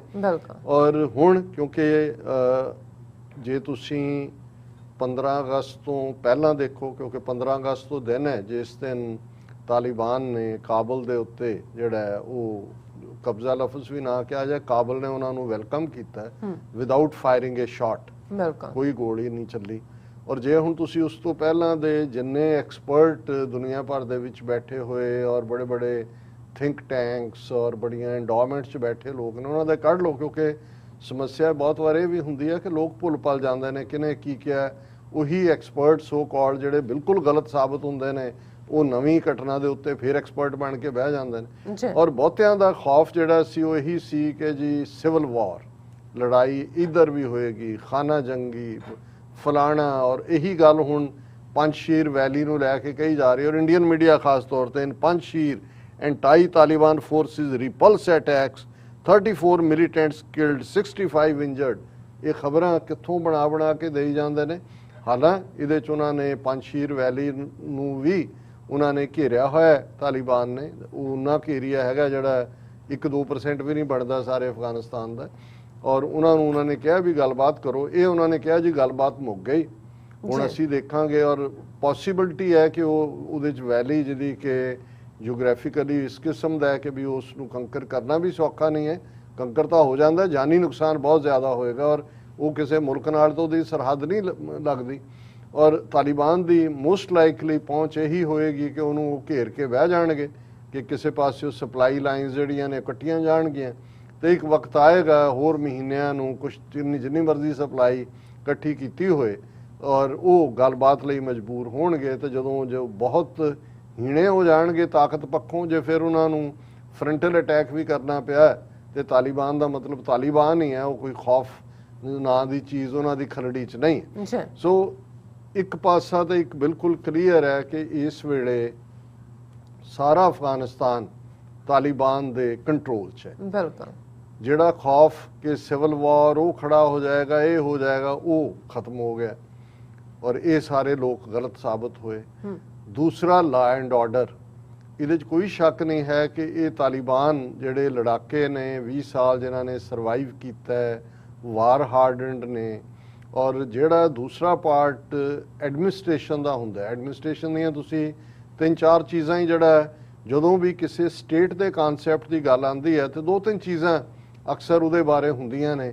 ਪਹਿਲਾ ਤਾਂ ਹੁੰਦਾ ਹੈ ਲਾ ਐਂਡ ਆਰਡਰ, ਜਿਹਨੂੰ ਅਸੀਂ ਕਹਿੰਦੇ ਹਾਂ ਕਿ ਭਾਈ ਕੀ ਜਿਹੜੀ ਇਸ ਸਿਚੁਏਸ਼ਨ ਤੇ ਕੰਟਰੋਲ ਹੈ, ਕੋਈ ਮਾਰ ਧਾੜ ਤੇ ਨਹੀਂ ਹੋ ਰਹੀ, ਕੋਈ ਲੁੱਟ ਖਸੁੱਟ ਤੇ ਨਹੀਂ ਹੋ ਰਹੀ, ਕੋਈ ਕਿਸੇ ਦੇ ਜਿਹੜਾ ਕਿਸੇ ਨਾਲ ਖਾਮਖਾ ਦਾ ਧੱਕਾ ਤਾਂ ਨਹੀਂ ਹੋ ਰਿਹਾ। ਸੋ ਉਹਨੂੰ ਤੁਸੀਂ ਫਿਰ ਉਹ ਸਿਸਟਮ ਜਿਹੜਾ ਹੈ ਉਸ ਦੇ ਵਿੱਚ ਜਸਟਿਸ ਦੀ ਗੱਲ ਆਉਂਦੀ ਹੈ, ਕੋਰਟਸ ਕਿ ਵੀ ਤੁਹਾਡੇ ਝਗੜੇ ਜਿਹੜੇ ਨੇ।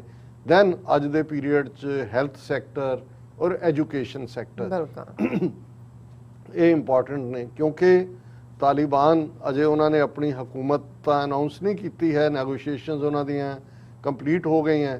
ਇੱਕ ਪਾਰਟ ਜਿੱਥੇ ਉਹਨਾਂ ਨੇ ਪੰਜਸ਼ੀਰ ਵੈਲੀ ਵਾਲਿਆਂ ਨਾਲ ਅੱਗੋਂ ਗੱਲਬਾਤ ਦੀ ਨਾ ਕੀਤੀ ਹੈ, ਇਹ ਵੀ ਉਹਨਾਂ ਦਾ ਐਲਾਨ ਆਇਆ ਹੈ ਕਿ ਜਿਹੜੀ ਅਸ਼ਰਫ ਗਨੀ ਦੀ ਹਕੂਮਤ ਦੇ ਵਿੱਚ ਰਹੇ ਲੋਕ ਨੇ ਉਹ ਨਵੇਂ ਐਡਮਿਨਿਸਟ੍ਰੇਸ਼ਨ ਦਾ ਹਿੱਸਾ ਨਹੀਂ ਹੋਣਗੇ।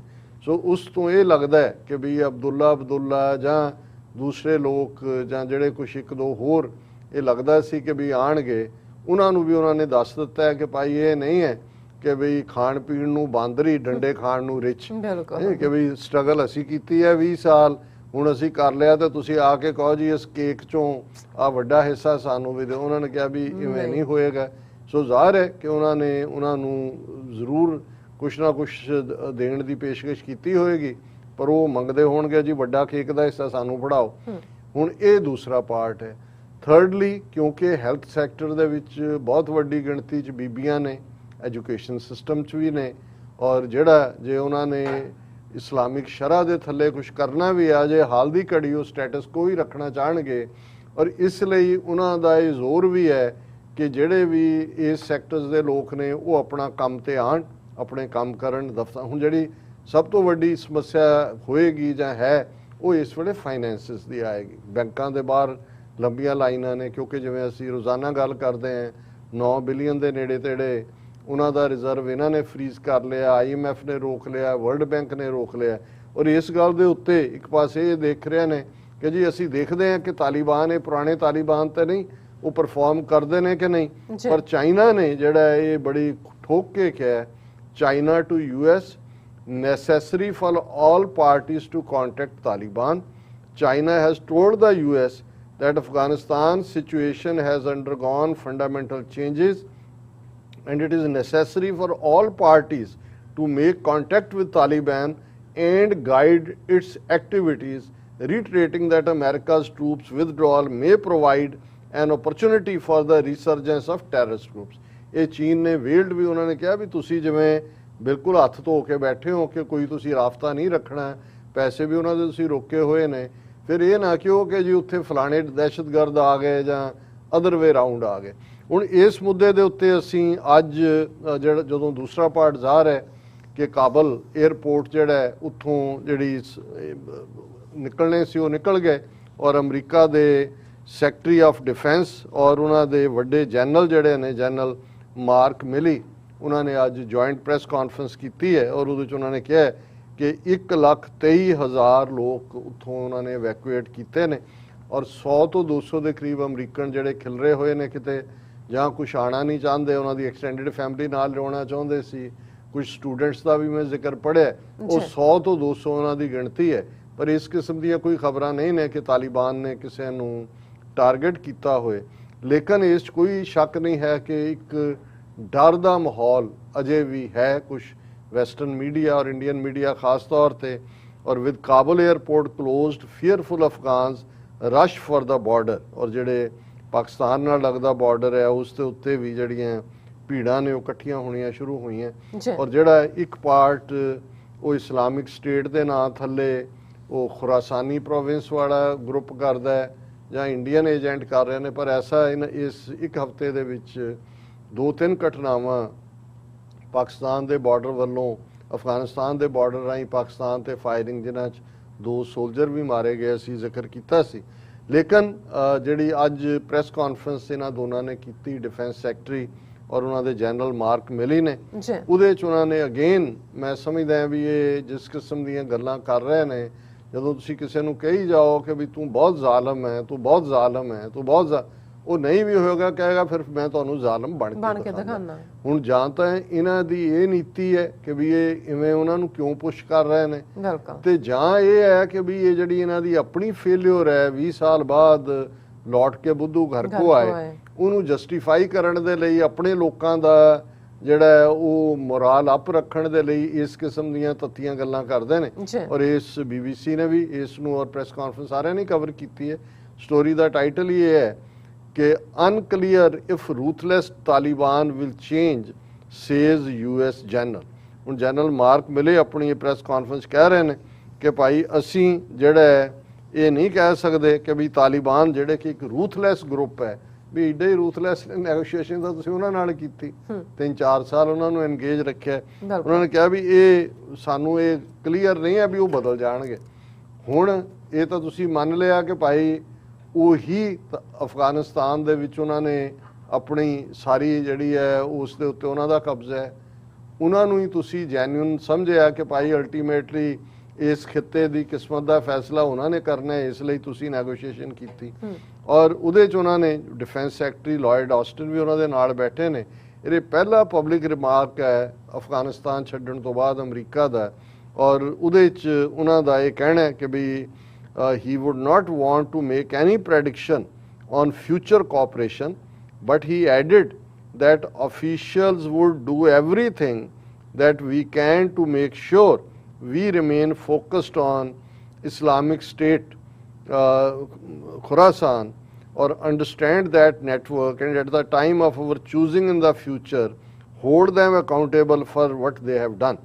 ਹੁਣ ਇਹਦੇ 'ਚ ਤਾਂ ਕੋਈ ਸ਼ੱਕ ਨਹੀਂ ਹੈ ਕਿ ਜਿਹੜੇ 172 ਲੋਕ ਮਾਰੇ ਗਏ ਜਿਨ੍ਹਾਂ 'ਚ 13 ਮੈਰੀਨ US ਸੋਲਜਰ ਨੇ ਬਾਕੀ ਉਹ ਜਿਨ੍ਹਾਂ ਨੂੰ ਅਮਰੀਕਾ ਲਿਆਂਦਾ ਜਾ ਰਿਹਾ ਸੀ ਉਹਦੀ ਜ਼ਿੰਮੇਵਾਰੀ ਇਸਲਾਮਿਕ ਸਟੇਟ ਨੇ ਲਈ। ਔਰ ਅਮਰੀਕਾ ਜੇ ਇੱਥੇ 9/11 ਤੋਂ ਬਾਅਦ ਦੇ ਵਾਕਿਆ ਤੋਂ ਬਾਅਦ ਉਹਨੇ ਸਾਰਾ ਅਫਗਾਨਿਸਤਾਨ ਜਿਹੜਾ ਹੈ ਉਹ ਕਾਰਪੇਟ ਬੰਬਿੰਗ ਦੀ ਮਾਰ ਥੱਲੇ ਲੈ ਆਂਦਾ ਸੀ ਤੇ 20 ਸਾਲ ਬਾਅਦ ਜਦੋਂ ਨਿਕਲੇ ਉਦੋਂ ਵੀ ਆਪਣੇ 172 ਆਪਣੇ ਸਿਟੀਜ਼ਨ ਜਾਂ ਜਿਨ੍ਹਾਂ ਨੂੰ ਉਹਨਾਂ ਨੇ ਅਮਰੀਕਨ ਆਪਣੇ ਸਿਟੀਜ਼ਨ ਬਣਾਉਣਾ ਸੀ ਜੇ ਉਹ ਦੁਨੀਆ ਤੋਂ ਚਲੇ ਜਾਂਦੇ ਨੇ ਫਿਰ ਇੱਕ ਸਵਾਲ ਤਾਂ ਪੁੱਛਿਆ ਜਾ ਰਿਹਾ ਨਾ ਕਿ ਭਾਈ ਕਿਆ ਖੱਟਿਆ ਕਿਆ ਗਵਾਇਆ ਗਵਾਇਆ। ਹੈ ਜੀ ਕਿ ਵੀ ਗਏ ਸੀ ਤੁਸੀਂ ਅੱਗੇ ਤਾਂ ਸਾਡੇ ਤੋਂ 12ਵੀਂ ਬਰਸੀ ਖੱਟਣ ਗਿਆ ਸੀ, ਕਹਿੰਦਾ ਸੀ ਵੀ ਖੱਟ ਕੇ ਕੀ ਲਿਆਂਦਾ। ਬਿਲਕੁਲ। ਇੱਥੇ ਤਾਂ ਹੁਣ ਇਹ ਪੁੱਛਿਆ ਜਾ ਸਕਦਾ ਹੈ ਨਾ ਵੀ 20 ਬਰਸੀ ਖੱਟਣ ਗਏ ਸੀ 20 ਸਾਲਾਂ ਬਾਅਦ ਕੀ ਖੱਟ ਕੇ ਲਿਆਂਦਾ। ਹਾਂ ਵੀ ਕੀ ਉੱਥੇ ਕੀ ਅਮਨ ਅਮਾਨ ਜਿਹੜਾ ਨੂੰ ਤੁਸੀਂ ਦਹਿਸ਼ਤਗਰਦੀ ਖਤਮ ਕਰਨ ਦੀ ਗੱਲ ਕਰਦੇ ਸੀ, ਜਿਸ ਤਾਲਿਬਾਨ ਹਕੂਮਤ ਨੂੰ ਜਿਹੜਾ ਉਹ ਡਿਸਟਰੋਏ ਕਰਨ ਦੇ ਲਈ ਤੁਸੀਂ ਗਏ, ਵਾਪਸ ਉਹਨਾਂ ਦੇ ਨਾਲ ਹੀ ਗੱਲਬਾਤ ਕਰਕੇ ਡਾਇਰੈਕਟਲੀ ਔਰ ਇਨਡਾਇਰੈਕਟਲੀ ਉਹਨਾਂ ਦੇ ਹਵਾਲੇ ਕਰ ਆਏ ਅੱਛਾ ਤੇ ਤੁਸੀਂ ਜਿਹੜਾ ਹੈ ਉਹ ਇੱਕ ਉਹਨਾਂ ਨੂੰ ਬਿੱਛੂ ਸਮਝਦੇ ਸੀ, ਪਰ ਅੱਗੋਂ ਖੜਪੇ ਹੁਣ ਬੈਠ ਗਏ ਆ ਕੇ ਇਸਲਾਮਿਕ ਸਟੇਟ ਵਾਲੇ ਕਿ ਵੀ ਇਹ ਹੈ। ਸੋ ਹੁਣ ਇੱਕ ਪਾਰਟ ਇਹ ਵੀ ਹੈ ਕਿ ਵੀ ਇਹ ਹੁਣ ਸ਼ਾਇਦ ਇਹ ਸਮਝਦੇ ਨੇ ਕਿ ਵੀ ਇਹਨਾਂ ਤੋਂ ਜਿਹੜਾ ਡਰਟੀ ਕੰਮ ਨਹੀਂ ਹੋਇਆ ਉਹ ਇਹਨਾਂ ਨੇ ਸਬ ਕੰਟਰੈਕਟ ਕਰਤਾ ਤਾਲਿਬਾਨ ਨੂੰ ਕਿ ਉਹ ਉਹਨਾਂ ਦੇ ਨਾਲ ਲੜਨ। ਅੱਛਾ ਲੇਕਿਨ ਇਹਦੇ 'ਚ ਕੋਈ ਸ਼ੱਕ ਨਹੀਂ ਹੈ ਕਿ ਅਜੇ ਵੀ ਅਨਸਰਟਨਟੀ ਦੀ ਸਿਚੁਏਸ਼ਨ ਹੈ, ਜਿਵੇਂ ਤੁਸੀਂ ਕਿਹਾ ਫੀਅਰ ਵੀ ਹੈ, ਕਿਉਂਕਿ ਜਦੋਂ ਗਵਰਨਮੈਂਟ ਅਨਾਉਂਸ ਹੋਏਗੀ ਉਹਦੀ ਫੰਕਸ਼ਨੈਲਿਟੀ ਕੀ ਹੋਏਗੀ। ਔਰ ਜਿਹੜਾ ਇੱਕ ਵੱਡਾ ਫੀਅਰ, ਜੇ ਤੁਸੀਂ 1,23,000 ਬੰਦਾ ਉੱਥੋਂ ਕੱਢ ਕੇ ਲਿਆਂਦੇ ਹੋ, 1 ਲੱਖ ਉਹਦੇ 'ਚ ਅਫਗਾਨ ਹੋਣਗੇ ਅੱਛਾ ਔਰ ਬਾਕੀ ਯੂਰਪ ਦੇ ਵਿੱਚ ਵੀ ਗਏ ਨੇ।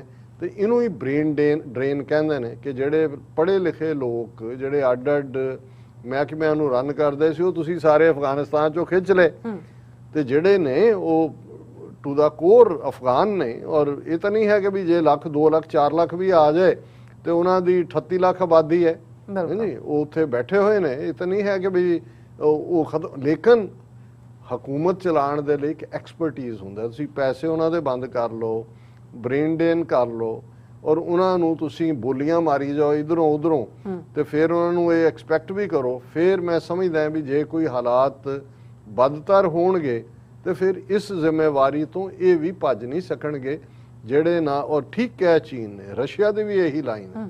ਇਹੀ ਕਾਰਨ ਹੈ ਕਿ UN ਸਿਕਿਉਰਿਟੀ ਕਾਉਂਸਲ ਰੈਜ਼ੋਲੂਸ਼ਨ ਜਿਹੜਾ ਇੰਡੀਆ ਨੇ ਪੁਸ਼ ਕੀਤਾ ਉਹਨੂੰ ਰਸ਼ੀਆ ਔਰ ਚਾਈਨਾ ਦੋਨਾਂ ਨੇ ਉਹਦੇ ਤੇ ਦਸਤਖਤ ਕਰਨ ਤੋਂ ਨਾ ਕੀਤੀ, ਬਾਈਕਾਟ ਕੀਤਾ, ਕਿਉਂਕਿ ਉਹ ਜ਼ਮੀਨੀ ਹਕੀਕਤ ਨੂੰ ਚੰਗੀ ਤਰ੍ਹਾਂ ਸਮਝਦੇ ਨੇ। ਔਰ ਅਫਸੋਸ ਇਸ ਗੱਲ ਦਾ ਹੁੰਦਾ ਹੈ, ਅਮਰੀਕਾ ਸਾਡਾ ਮੁਲਕ ਹੈ, ਅਸੀਂ ਇੱਥੇ ਬੈਠੇ ਹਾਂ, ਅਸੀਂ ਬਿਲਕੁਲ ਇਸ ਮੁਲਕ ਦੀ ਜਿਹੜੀ ਹੈ ਕੋਈ ਵੀ ਧੌਣ ਨੀਵੀਂ ਹੁੰਦੀ ਨਹੀਂ ਦੇਖ ਸਕਦੇ। ਪਰ ਜਦੋਂ ਇਹ ਗਏ 20 ਸਾਲ ਪਹਿਲਾਂ, ਉਦੋਂ ਵੀ ਇਹਨਾਂ ਨੂੰ ਨਾ ਜੁਗਰਾਫੀਆ ਦੀ ਸਮਝ ਸੀ, ਨਾ ਇਤਿਹਾਸ ਦੀ ਸਮਝ ਸੀ, ਨਾ ਲੋਕਾਂ ਦੀ ਤਰਬੀਅਤ ਦਾ ਪਤਾ ਸੀ। ਤੇ 20 ਸਾਲ ਰਹਿ ਕੇ ਚਲੋ ਉੱਥੇ ਤੁਸੀਂ ਬੈਠੇ ਰਹੇ ਹੋ, ਤੁਸੀਂ ਵਧੀਆ ਆਪਣੇ ਜਿਹੜੇ ਮੌਜਾਂ ਵੀ ਕੀਤੀਆਂ, ਕੋਈ ਬਡਗਾਮ ਕੋਈ ਕੰਦਾ ਆਪਣੇ ਆਪਣੇ ਤੁਸੀਂ ਜਿਹੜੇ ਨੇ ਉਹ ਬੰਟੂਸਤਾਨ ਬਣਾਏ ਹੋਏ ਸੀ ਆਪਣੀ ਐਸ਼ੀ ਦੇ ਥਾਵਾਂ ਵੀ। ਲੇਕਿਨ ਘੱਟੋ ਘੱਟ ਇਹਨਾਂ 20 ਸਾਲਾਂ 'ਚ ਵੀ ਤੁਹਾਨੂੰ ਸਮਝ ਨਹੀਂ ਆਈ ਵੀ ਉਹ ਲੋਕਾਂ ਦੀ ਤਰਬੀਅਤ ਕੀ ਹੈ। ਤੇ ਤੁਸੀਂ ਉਸ ਸਾਰੇ ਤੋਂ ਹਾਂ ਚੀਨ, ਰੂਸ, ਈਵਨ ਈਰਾਨ ਔਰ ਟਰਕੀ, ਜੇ ਉਹ ਬਿਲਕੁਲ ਬੈਲੈਂਸ ਤਰੀਕੇ ਨਾਲ ਘੱਟੋ ਘੱਟ ਉਹਨਾਂ ਨੇ ਮੂੰਹ ਨੂੰ ਕੁੱਤਾ ਤਾਂ ਨਹੀਂ ਬੰਨਿਆ ਹੋਇਆ। ਇਹ ਤਾਂ ਹੁਣ ਜਿਵੇਂ ਬੋਲ ਰਹੇ ਨੇ ਉਹਦਾ ਇਹੀ ਹੈ ਵੀ ਮੂੰਹ ਨੂੰ ਕੁੱਤਾ ਬੰਨਿਆ ਹੋਇਆ, ਵੀ ਤੁਸੀਂ ਚੁੱਪ ਕਰੋ, ਆਬਜ਼ਰਵ ਵੀ ਕਰੋ, ਬੇਸ਼ੱਕ ਆਪਣੇ ਇੰਟਰਸਟ ਵੀ ਵਾਚ ਕਰੋ, ਲੇਕਿਨ ਉਹਨਾਂ ਨੂੰ ਇਵੇਂ ਤੁਸੀਂ ਪੁਸ਼ ਟੂ ਦਾ ਵਾਲ ਨਾ ਕਰੋ ਕਿ ਅਲਟੀਮੇਟਲੀ ਫਿਰ ਉਹ ਮਰਨਾ ਤਾਂ ਜਾਣਦਾ ਹੀ ਨਹੀਂ ਕਿਸੇ ਪਾਸੇ ਵੀ ਹੋਏ। ਫਿਰ ਇਹ ਨਾ ਹੋਏਗਾ ਕੱਲ ਨੂੰ ਕੋਈ ਬਲੇਮ ਗੇਮ ਜਿਹੜੀ ਹੈ ਉਸ ਦੇ ਵਿੱਚ ਇਕੁਅਲੀ ਇਹ ਜ਼ਿੰਮੇਵਾਰ ਹੋਣਗੇ ਜਿਹੜੀਆਂ ਵੀ ਤਾਕਤਾਂ ਇਸ ਵੇਲੇ ਟੋਟਲ ਨਾਨ ਕੋਆਪਰੇਸ਼ਨ ਦੀ ਲਾਈਨ ਲੈ ਰਹੀਆਂ ਨੇ। ਔਰ ਭਾਰਤ ਸਭ ਤੋਂ ਪੇਸ਼ ਹੈ ਜੋ ਉਹਨਾਂ ਨੇ ਗੰਦਾ ਰੋਲ ਸਿਕਿਉਰਿਟੀ ਕਾਉਂਸਲ ਦੇ ਇਸ ਰੈਜ਼ੋਲੂਸ਼ਨ 'ਚ ਪਲੇ ਕੀਤਾ, ਕਿਉਂਕਿ ਉਹਨਾਂ ਨੇ ਉਹਨਾਂ ਨੂੰ ਨੇਮ ਕਰਨ ਤੱਕ ਜਾ ਕੇ ਕਿ ਜੀ ਅਫਗਾਨਿਸਤਾਨ ਦੀ ਧਰਤੀ ਨਾ ਵਰਤੀ ਜਾਏ ਕਿਸੇ ਵੀ ਦਹਿਸ਼ਤਗਰਦੀ ਲਈ। ਜਦੋਂ ਚਾਈਨਾ ਨੇ ਆਪਣੇ ਕੀਤੀ ਗੱਲ ਕਿ ਜੀ ਸਿਨਕਿਆਂਗ ਵਾਲੇ ਗਰੁੱਪ ਦਾ ਨਾਂ ਜਾਂ ਅਦਰਵਾਈਜ਼ ਜਿਹੜਾ ਹੈ ਉਹ ਟਰਕੀ ਵੱਲੋਂ, ਉਦੋਂ ਜਿਹੜਾ ਹੋਇਆ। ਔਰ ਇਹੀ ਕਾਰਨ ਹੈ, ਅਸੀਂ ਡਿਸਕਸ ਕਰਾਂਗੇ ਕਿ ਕਿਵੇਂ ਭਾਰਤ ਨੇ ਆਪਣਾ ਰੂਸ ਵਰਗਾ ਦੇਸ਼ ਵੀ ਜਿਹੜਾ ਹੈ ਦੋਸਤ ਦੇਸ਼ ਉਹ ਵੀ ਗਵਾਇਆ। ਜੀ ਡਾਕਟਰ ਸਾਹਿਬ ਤੁਹਾਡਾ ਬਹੁਤ ਬਹੁਤ ਧੰਨਵਾਦ। ਸੋ ਇੱਥੇ ਲੈਣੇ ਬ੍ਰੇਕ ਵਿਊਅਰਸ, ਤੁਸੀਂ ਸਾਨੂੰ ਇਸੇ ਤਰ੍ਹਾਂ ਬਣੇ ਰਹਿਣਾ। ਮਿਲਦੇ ਹਾਂ ਛੋਟੇ ਜਿਹੇ ਵਕਫੇ ਤੋਂ ਬਾਅਦ।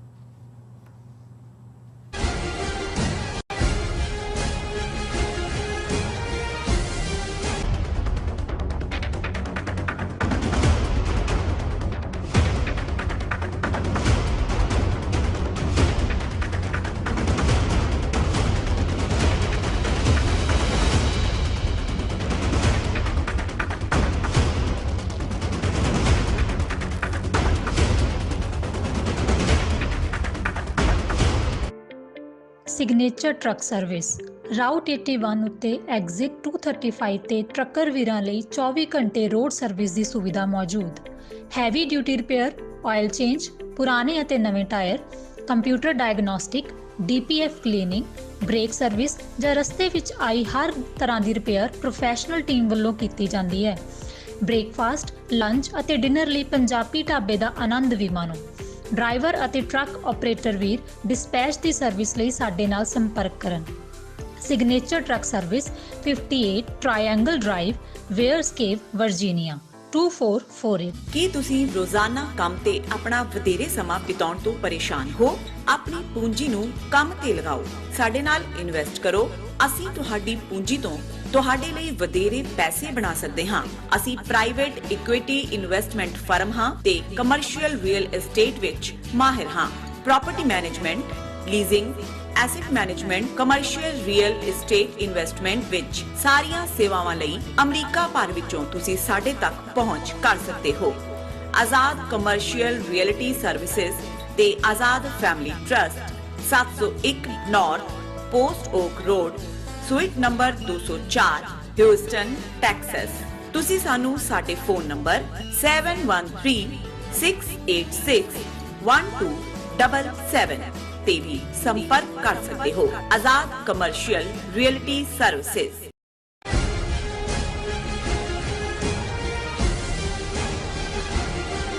ਦਰਸ਼ਕੋ, ਬ੍ਰੇਕ ਤੋਂ ਬਾਅਦ ਤੁਹਾਡਾ ਸਭ ਦਾ ਭਰਪੂਰ ਸਵਾਗਤ ਹੈ। ਸੋ ਵੀਅਰਸ, ਹੁਣ ਆਪਾਂ ਗੱਲਬਾਤ ਕਰਨ ਜਾ ਰਹੇ ਹਾਂ ਭਾਰਤ ਦੇ ਹਵਾਲੇ ਨਾਲ ਕਿ ਯੂਨਾਈਟਿਡ ਨੇਸ਼ਨ ਸਿਕਿਉਰਿਟੀ ਕਾਉਂਸਲ ਵਿੱਚ ਭਾਰਤ ਨੇ ਆਪਣੇ 1 ਮਹੀਨੇ ਦੀ ਪ੍ਰਧਾਨਗੀ ਦੌਰਾਨ ਰੂਸ ਦੀ ਜਿਹੜੀ ਹਮਾਇਤ ਹੈ ਉਹ ਗਵਾ ਲਈ ਹੈ। ਸੋ 31 ਅਗਸਤ ਨੂੰ ਅਫਗਾਨਿਸਤਾਨ ਸੰਬੰਧੀ ਪਾਸ ਕੀਤੇ ਮਤੇ ਦਾ ਚੀਨ ਤੇ ਰੂਸ ਦੋਨਾਂ ਨੇ ਬਾਈਕਾਟ ਕੀਤਾ ਹੈ। ਯਾਦ ਰਹੇ, ਰੂਸ ਹਮੇਸ਼ਾ ਯੂਨਾਈਟਿਡ ਨੇਸ਼ਨ ਸਿਕਿਉਰਿਟੀ ਕਾਉਂਸਲ ਵਿੱਚ ਕਸ਼ਮੀਰ ਦੇ ਮੁੱਦੇ ਤੇ ਭਾਰਤ ਦੇ ਹੱਕ ਵਿੱਚ ਵੀਟੋ ਪਾਵਰ ਦਾ ਇਸਤੇਮਾਲ ਕਰਦਾ ਰਿਹਾ ਹੈ। ਸੋ ਇਸ ਬਾਰੇ ਆਪਾਂ ਗੱਲਬਾਤ ਕਰਨ ਜਾ ਰਹੇ ਹਾਂ। ਸੋ ਅਸੀਂ ਚਾਹਾਂਗੇ ਕਿ ਤੁਸੀਂ ਇਸੇ ਤਰ੍ਹਾਂ ਹੀ ਬਣੇ ਰਹਿਣਾ। ਦੇਖਣ, ਸੁਣਨ, ਲਿਖਣ ਲਈ ਤੁਹਾਡਾ ਸਭ ਦਾ ਬਹੁਤ-ਬਹੁਤ ਸ਼ੁਕਰੀਆ। ਜੀ ਡਾਕਟਰ ਸਾਹਿਬ, ਕੀ ਵਿਚਾਰਾਂ ਨੇ? ਦੇਖੋ, ਬੇਸ਼ੱਕ ਜਦੋਂ ਤੁਸੀਂ ਭਾਰਤ ਦੇ ਹਵਾਲੇ ਨਾਲ ਅੰਦਰੂਨੀ ਹਾਲਤ ਦੇਖਦੇ ਹੋ ਤੇ ਉਹ ਵੀ ਵੱਧ ਤੋਂ ਵੱਧਤਰ ਹੋਈ ਹੈ, ਔਰ ਉਹਨਾਂ ਦੇ ਜਿਹੜੇ ਬੜੇ ਇੱਕ ਸਟੇਜ ਦੇ ਉੱਤੇ ਆਪਟੀਮਿਸਟ ਕਿਸਮ ਦੇ ਲੋਕ ਵੀ, ਜਿਨ੍ਹਾਂ ਨੂੰ ਲੱਗਦਾ ਸੀ ਕਿ ਮੋਦੀ ਬਹੁਤ ਵੱਡੇ ਲੀਡਰ ਦੇ ਤੌਰ ਤੇ ਉੱਭਰਿਆ ਹੈ, ਉਹਨੇ ਦੁਨੀਆ ਦੇ ਵਿੱਚ ਘੱਟੋ ਘੱਟ ਭਾਰਤ ਦਾ ਨਾਂ ਜ਼ਰੂਰ ਲੈ ਆਂਦਾ ਹੈ, ਔਰ ਟਰੰਪ ਨਾਲ ਉਸ ਦੀ ਯਾਰੀ ਵਾਲੇ ਜਿਹੜੇ ਨੇ ਉਹ ਬੜੇ ਕਿੱਸੇ ਹਾਈਲਾਈਟ ਕੀਤੇ ਗਏ ਕਿ ਭਾਈ ਹੁਣ ਲੰਬੜਾਂ ਦਾ ਮੁੰਡਾ ਸਾਡੇ ਮੁੰਡੇ ਦਾ ਯਾਰ ਹੈ।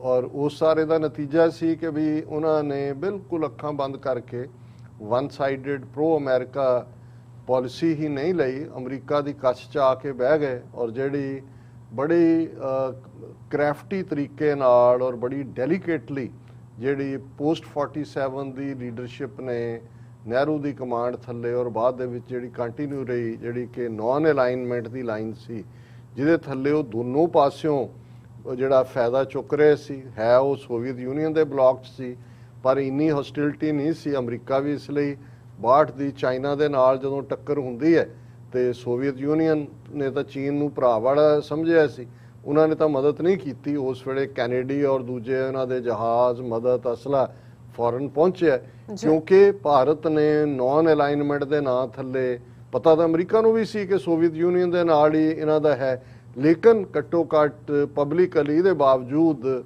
ਕਿ 65, 71 ਦੂਸਰੇ ਤੀਸਰੇ ਦੇ ਪਾਕਿਸਤਾਨ ਦੇ ਨਾਲ ਜਦੋਂ ਟਕਰਾਅ ਵੀ ਹੁੰਦਾ ਹੈ, ਪਾਕਿਸਤਾਨ ਦਾ ਤਾਂ ਸੋਵੀਅਤ ਯੂਨੀਅਨ ਨਾਲ ਕੋਈ ਕੰਟੈਕਟ ਨਹੀਂ ਸੀ।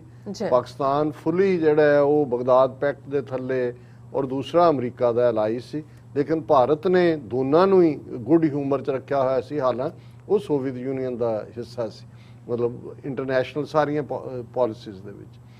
ਜਿਉਂ ਹੀ ਸੋਵੀਅਤ ਯੂਨੀਅਨ ਦਾ ਕਲੈਪਸ ਹੋਇਆ, 15 ਸੂਬੇ ਬਣੇ, ਇਹਨਾਂ ਨੇ ਹੌਲੀ ਹੌਲੀ ਉਹ ਕਰੀਪ ਕਰਕੇ ਨਿਕਲਦੇ ਅਮਰੀਕਾ ਵੱਲ ਜਾਣਾ ਸ਼ੁਰੂ ਕੀਤਾ।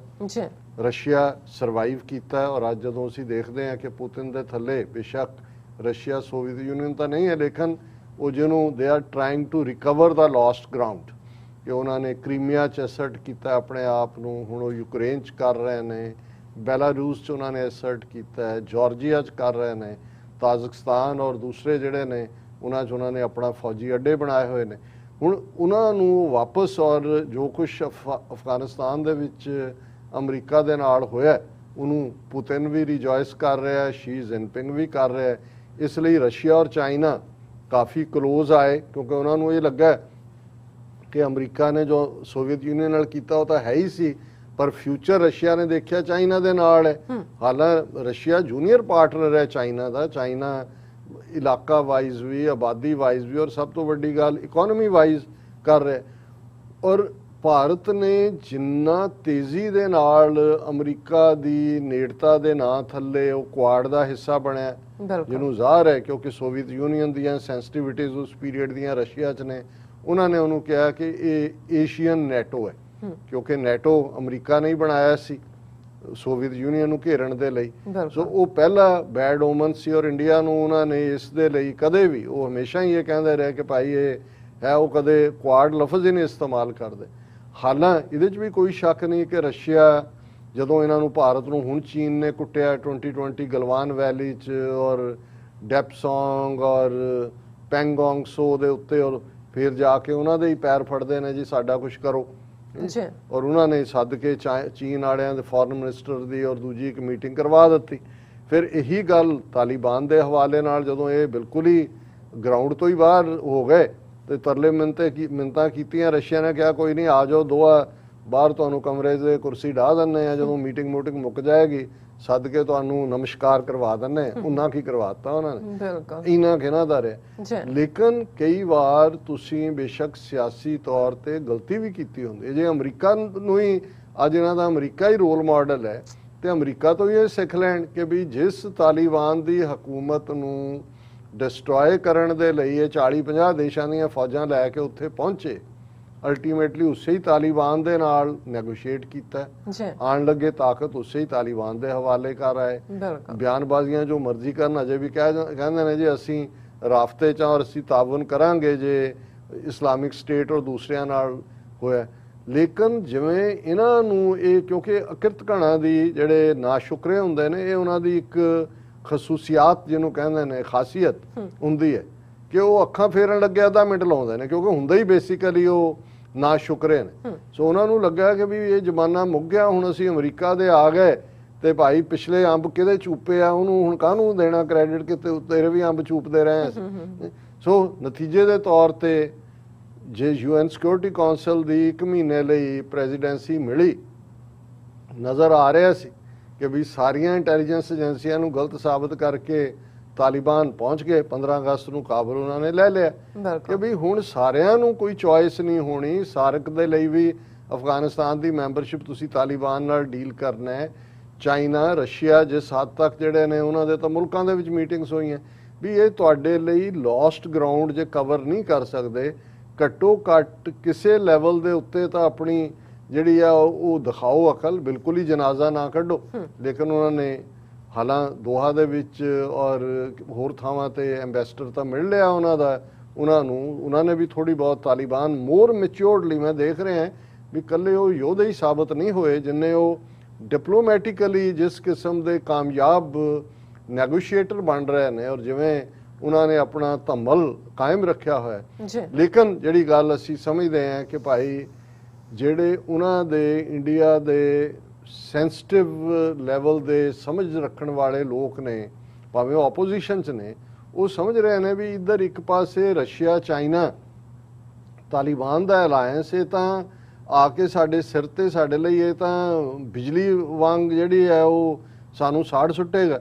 ਪਰ ਜਿਹੜੀ ਗੱਲ ਦਾ ਬਹੁਤਿਆਂ ਨੇ ਨੋਟਿਸ ਨਹੀਂ ਲਿਆ ਜਾਂ ਗੱਲ ਨਹੀਂ ਕੀਤੀ ਕਿ ਜਦੋਂ ਜਾਂਦੇ 31 ਅਗਸਤ ਕੱਲ ਦਾ ਦਿਨ ਉਹਨਾਂ ਦਾ ਫਾਈਨਲ ਡੇ ਸੀ ਔਰ ਇਹਨਾਂ ਨੇ ਅਫਗਾਨਿਸਤਾਨ ਤੇ ਰੈਜ਼ੋਲੂਸ਼ਨ ਲਿਆਂਦਾ, ਅੱਜ ਤੱਕ ਸੋਵੀਅਤ ਯੂਨੀਅਨ ਪਹਿਲਾਂ, ਬਾਅਦ ਚ ਰਸ਼ੀਆ, ਜੇ ਕਸ਼ਮੀਰ ਮੁੱਦੇ ਦੇ ਉੱਤੇ, ਜੰਮੂ ਕਸ਼ਮੀਰ, ਇਹਦੇ ਬਾਵਜੂਦ ਕਿ UN ਸਿਕਿਉਰਿਟੀ ਕੌਂਸਲ ਦੇ 14-15 ਰੈਜ਼ੋਲੂਸ਼ਨ ਨੇ ਕਿ ਉੱਥੇ ਪਲੇਬਿਸਾਈਡ ਕਰਵਾਇਆ ਜਾਏ, ਲੋਕਾਂ ਨੂੰ ਪੁੱਛਿਆ ਜਾਏ। ਜਦੋਂ ਅਮਰੀਕਾ ਪਾਕਿਸਤਾਨ ਇੱਕ ਸੋਚ ਸੀ ਜਾਂ ਪਾਕਿਸਤਾਨ ਅਮਰੀਕਾ ਦੇ ਖੈਮੇ 'ਚ ਸੀ, ਜ਼ਾਹਰ ਹੈ ਕਿ ਫਰਾਂਸ ਔਰ ਇੰਗਲੈਂਡ ਵੀ ਉਹੀ ਫੋਲੋ ਕਰਦੇ ਸੀ ਜੋ ਅਮਰੀਕਾ ਕਰਦਾ ਸੀ। ਔਰ ਜਦੋਂ ਵੀ ਸਿਕਿਉਰਿਟੀ ਕੌਂਸਲ 'ਚ ਕਸ਼ਮੀਰ ਦੇ ਮੁੱਦੇ ਦੇ ਉੱਤੇ ਪਲੇਬਿਸਾਈਡ ਦੀ ਗੱਲ ਆਉਂਦੀ ਸੀ, ਸੋਵੀਅਤ ਯੂਨੀਅਨ ਔਰ ਬਾਅਦ 'ਚ ਰਸ਼ੀਆ ਉਹਨੂੰ ਵੀਟੋ ਕਰ ਦਿੰਦੇ ਸੀ।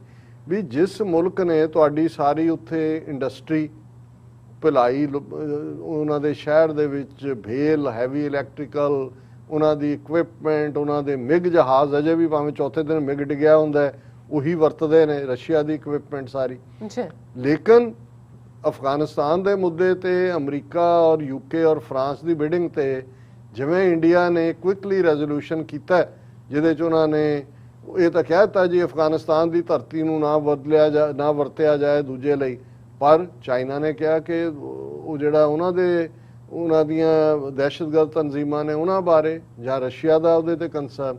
ਸੋ ਨਤੀਜੇ ਦੇ ਤੌਰ ਤੇ ਰਸ਼ੀਆ ਔਰ ਚਾਈਨਾ ਨੇ ਇਸ ਰੈਜ਼ੋਲੂਸ਼ਨ ਦੇ ਉੱਤੇ ਵੋਟ ਨਹੀਂ ਪਾਈ, ਬਾਈਕਾਟ ਕੀਤਾ। 15 ਮੈਂਬਰ ਨੇ, 13 ਨੇ ਕਰਾ ਕੇ ਕਰ ਲਿਆ। ਔਰ ਇਹ ਬਿਨਾਂ ਇਸ ਲਾਸ ਨੂੰ ਸਮਝਿਆ ਕਿ ਵੀ ਰਸ਼ੀਆ ਚਾਈਨਾ ਨੂੰ ਫਰਦਰ ਨੇੜੇ ਕਰ ਦਿੱਤਾ ਹੈ। ਚਾਈਨਾ ਤੇ ਪਾਕਿਸਤਾਨ ਨੇੜੇ ਨੇ, ਚਾਈਨਾ ਤੇ ਤਾਲਿਬਾਨ, ਪਾਕਿਸਤਾਨ ਤੇ ਤਾਲਿਬਾਨ, ਰਸ਼ੀਆ ਔਰ ਤਾਲਿਬਾਨ। ਇਹ ਕਿੱਧਰ ਨੂੰ ਜਾਏਗੀ ਗੱਲ? ਔਰ ਇਸ ਗੱਲ ਨੂੰ ਮੈਂ ਹੀ ਨਹੀਂ ਕਹਿ ਰਿਹਾ ਕਿ ਭਾਈ ਇਹ ਕਿਵੇਂ ਇਹ ਲੂਜ਼ਰ ਨੇ ਇਸ ਮਾਮਲੇ 'ਚ। ਉਹਨਾਂ ਦਾ ਪੀ ਚਿਦੰਬਰਮ ਜਿਹੜਾ ਇੰਦਰਾ ਗਾਂਧੀ ਦੀ ਕਿਚਨ ਕੈਬਨਿਟ ਦਾ ਵੀ ਹਿੱਸਾ ਸੀ ਔਰ ਫੋਰਨ ਅਫੇਅਰਸ ਨੂੰ ਸਮਝਦਾ ਹੈ, ਕਾਂਗਰਸ ਦਾ ਵੱਡਾ ਲੀਡਰ ਹੈ, ਉਹ ਕਹਿ ਰਿਹਾ possible axis of China, Pakistan and Taliban control Afghanistan cause for worry, ਕਿ ਭਾਈ ਫਿਕਰ ਕਰੋ ਇਹ ਕਿੱਧਰ ਨੂੰ ਜਾ ਰਿਹਾ। ਉਹਨਾਂ ਨੇ ਉਸ ਰੈਜ਼ੋਲੂਸ਼ਨ ਦੇ ਉੱਤੇ ਵੀ ਇਹ ਥਾਪੀ ਦੇ ਰਹੇ ਨੇ ਕਿ ਦੇਖੋ ਇੰਡੀਆ ਨੇ ਪਾਸ ਕਰਵਾ ਲਿਆ ਕਿ ਕੋਈ ਜ਼ਮੀਨ ਨਹੀਂ ਵਰਤੀ ਜਾਏਗੀ, ਲਸ਼ਕਰ ਤੋਇਬਾ ਦਾ ਵਿੱਚ ਨਾਂ ਦੇ ਦਿੱਤਾ, ਜੈਸ਼-ਏ ਮੁਹੰਮਦ ਦਾ ਦੇ ਦਿੱਤਾ ਹੈ। ਉਹਦੇ 'ਚ ਉਹਨੇ ਗੱਲ ਚਿਦੰਬਰਮ ਨੇ ਕਹੀ ਹੈ, resolution has two meanings. The first is that the issue has been resolved or settled to India's satisfaction. ਇੱਕ ਤਾਂ ਇਹ ਹੈ ਕਿ ਜੀ ਬਿਲਕੁਲ ਭਾਰਤ ਦੀ ਤਸੱਲੀ ਹੋ ਗਈ। That is not what happened at the UNSC. ਇਹ ਤਾਂ ਹੋਇਆ ਨਹੀਂ ਕਿ ਵੀ ਇਹ ਇਸ਼ੂ ਸੈਟਲ ਹੋ ਗਿਆ। The second meaning is that we have put our wishes on paper and got some others to sign that paper. That's all. ਕਿ ਵੀ ਅਸੀਂ ਆਪਣੀਆਂ ਇੱਛਾਵਾਂ ਕਿ ਇਹ ਨਾ ਹੋਏ ਲਸ਼ਕਰ ਤੋਇਬਾ ਨੇ ਉਹ ਅਸੀਂ ਕਾਗਜ਼ ਤੇ ਲਿਖੀਆਂ, ਉਹਨਾਂ ਨੂੰ ਕਿਹਾ, ਉਹਨਾਂ ਨੇ 12 ਨੇ ਹੋਰ ਦਸਤਖਤ ਕਰਤੇ ਔਰ ਉਹਨਾਂ ਨੇ ਕਿਹਾ that is what it happened at UNSC yesterday, it is too premature to congratulate ourselves, ਕਿ ਆਪਣੀਆਂ ਥਾਪੀਆਂ ਮਾਰੀ ਜਾਂਦੇ ਹੋ, ਇਹ ਪਛਤਾਓਗੇ। The possible axis of China, Pakistan and Taliban control Afghanistan is a cause for worry. ਉਹਨਾਂ ਨੇ ਕਿਹਾ ਵੀ ਇਹ ਫਿਕਰ ਦੀ ਗੱਲ ਹੈ। ਸੋ ਅਸੀਂ ਵੀ ਇਹ ਸਮਝਦੇ ਹਾਂ ਕਿ ਇਸ ਸਾਰੇ ਤੋਂ ਇਕੱਲਾ ਇਹ ਨਹੀਂ ਹੈ, ਵਿੱਚੋਂ ਤਾਂ ਇਹਨਾਂ ਦੀਆਂ ਲੱਤਾਂ ਕੰਬੀਆਂ ਹੋਈਆਂ ਔਰ ਪੈਂਟਾਂ ਵੀ ਗਿੱਲੀਆਂ ਹੋਈਆਂ। ਹੁਣ ਉਹਨਾਂ ਦਾ ਓਮ ਬਿਰਲਾ ਸਪੀਕਰ ਪਿਛਲੇ ਇੱਕ ਹਫ਼ਤੇ ਤੋਂ ਕਸ਼ਮੀਰ ਔਰ ਲਦਾਖ ਦੇ ਦੌਰੇ ਤੇ ਚੜ੍ਹਿਆ ਹੋਇਆ ਔਰ ਉੱਥੇ ਜਾ ਕੇ ਉਹ ਕਹਿ ਰਿਹਾ ਕਿ ਜੀ in an apparent reference to China, Lok Sabha speaker Om Birla who is on a 3-day visit to Ladakh said expansionist approach of few countries resulted in border disputes। ਔਰ ਇਹ ਉਹਦੀ ਹੈਡਲਾਈਨ ਹੀ ਉਹਨਾਂ ਨੇ ਸਟੋਰੀ ਦੀ ਲਾਈ ਹੈ, army won't allow Afghan crisis to affect India. ਹੁਣ ਇਹੀ ਕਹਿ ਰਿਹਾ ਜਿਵੇਂ ਜਿਹੜਾ ਡਰ ਰਿਹਾ ਹੁੰਦਾ ਨਾ, ਉਹ ਕਹਿ ਰਿਹਾ ਮੈਂ ਤਾਂ ਨਹੀਂ ਡਰਦਾ। ਉੱਥੇ ਲਦਾਖ ਵੀ ਪਹੁੰਚਿਆ ਹੋਇਆ ਤੇ ਇਹ ਵੀ ਕਹਿ ਰਿਹਾ ਕਿ ਆਰਮੀ ਜਿਹੜੀ ਹੈ ਉਹ ਅਫਗਾਨ ਕ੍ਰਾਈਸਿਸ ਨੂੰ ਕਸ਼ਮੀਰ ਤੱਕ ਨਹੀਂ ਪਹੁੰਚਣ ਦੇਗੀ। ਮੈਂ ਸਮਝਦਾ ਵੀ ਪੀ ਚਿਦੰਬਰਮ ਜਿਹਨੇ ਬਿਲਕੁਲ ਠੀਕ ਕਿਹਾ ਕਿ ਵੀ ਐਵੇਂ ਆਪਣੇ ਆਪ ਨੂੰ ਨਾ ਕਰੋ, ਇਹ ਤਾਂ ਤੁਸੀਂ ਜਿਹੜਾ ਆ ਬੈਲ ਮੁਝੇ ਮਾਰ ਵਾਲੀ ਸਿਚੁਏਸ਼ਨ 'ਚ ਆਪਣੇ ਆਪ ਨੂੰ ਫਸਾ ਲਿਆ। ਬਿਲਕੁਲ ਜੀ ਡਾਕਟਰ ਸਾਹਿਬ, ਤੁਹਾਡਾ ਬਹੁਤ ਬਹੁਤ ਸ਼ੁਕਰੀਆ, ਤੁਸੀਂ ਆਪਣੇ ਵਿਚਾਰ ਸਾਡੇ ਦਰਸ਼ਕਾਂ ਨਾਲ ਸਾਂਝੇ ਕੀਤੇ ਨੇ। ਇਸ ਵਕਤ ਲੈਣੇ ਬ੍ਰੇਕ। ਵਿਊਅਰਸ ਦੋਸਤਾਂ ਨਾਲ ਇਸੇ ਤਰ੍ਹਾਂ ਜੁੜੇ ਰਹਿਣਾ। ਮਿਲਦੇ ਹਾਂ ਛੋਟੇ ਜਿਹੇ ਬ੍ਰੇਕ ਤੋਂ ਬਾਅਦ।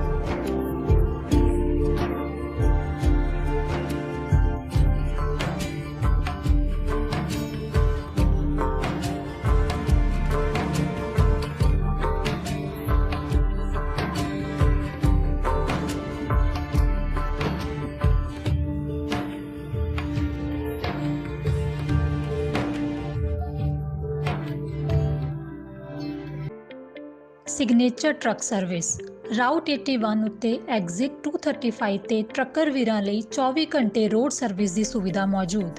Heavy duty repair, oil change, ਪੁਰਾਣੇ ਅਤੇ ਨਵੇਂ tyre, computer diagnostic, DPF cleaning, brake service ਜਾਂ ਰਸਤੇ ਵਿੱਚ ਆਈ ਹਰ ਤਰ੍ਹਾਂ ਦੀ ਰਿਪੇਅਰ ਪ੍ਰੋਫੈਸ਼ਨਲ ਟੀਮ ਵੱਲੋਂ ਕੀਤੀ ਜਾਂਦੀ ਹੈ। ਬ੍ਰੇਕਫਾਸਟ, ਲੰਚ ਅਤੇ ਡਿਨਰ ਲਈ ਪੰਜਾਬੀ ਢਾਬੇ ਦਾ ਆਨੰਦ ਵੀ ਮਾਣੋ। ਡਰਾਈਵਰ ਅਤੇ ਟਰੱਕ ਆਪਰੇਟਰ ਵੀਰ ਡਿਸਪੈਚ ਦੀ ਸਰਵਿਸ ਲਈ ਸਾਡੇ ਨਾਲ ਸੰਪਰਕ ਕਰਨ। Signature Truck Service, 58 Triangle Drive, Wears Cave, Virginia, 24486.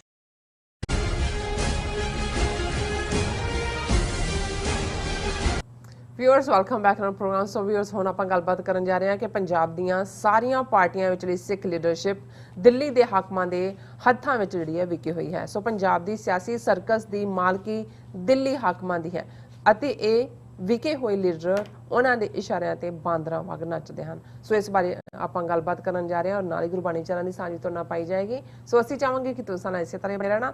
ਦੇਖਣ ਸੁਣਨ ਜਾਂ ਲਿਖਣ ਲਈ ਤੁਹਾਡਾ ਸਭ ਦਾ ਬਹੁਤ ਬਹੁਤ ਸ਼ੁਕਰੀਆ ਜੀ। ਰਾਜ ਸਾਹਿਬ ਕੀ ਕਹਿਣਾ ਚਾਹੋਗੇ? ਦੇਖੋ, ਮੈਨੂੰ ਇੱਕ ਵਾਕਿਆ ਯਾਦ ਹੈ ਕਿ 84 ਤੋਂ ਬਾਅਦ, ਜੂਨ 84 ਤੋਂ ਬਾਅਦ ਅਸੀਂ ਸਰਦਾਰ ਕਪੂਰ ਸਿੰਘ, ਜਿਹੜੇ ਕਿ ਫਿਜ਼ੀਕਲੀ ਠੀਕ ਨਹੀਂ ਸਨ ਭਾਵੇਂ, ਉਹਨਾਂ ਨੂੰ ਮਿਲਣ, ਉਹਨਾਂ ਦੇ ਜਿੱਥੇ ਉਹ ਆਪਣੇ ਭਰਾ ਦੇ ਘਰ ਰਹਿੰਦੇ ਸੀ ਜਗਰਾਵਾਂ ਗਏ ਜੀ। ਔਰ ਖਾਲਿਸਤਾਨ ਦੀ ਗੱਲ ਤਾਂ ਹੋ ਚੁੱਕੀ ਸੀ ਆਲਰੇਡੀ। ਵਾਈਟ ਪੇਪਰ ਦੇ ਜਵਾਬ 'ਚ ਕਾਊਂਟਰ ਵਾਈਟ ਪੇਪਰ ਵੀ ਜਾਰੀ ਹੋ ਗਿਆ ਸੀ ਸਿੱਖ ਵਿਦਵਾਨਾਂ ਵੱਲੋਂ।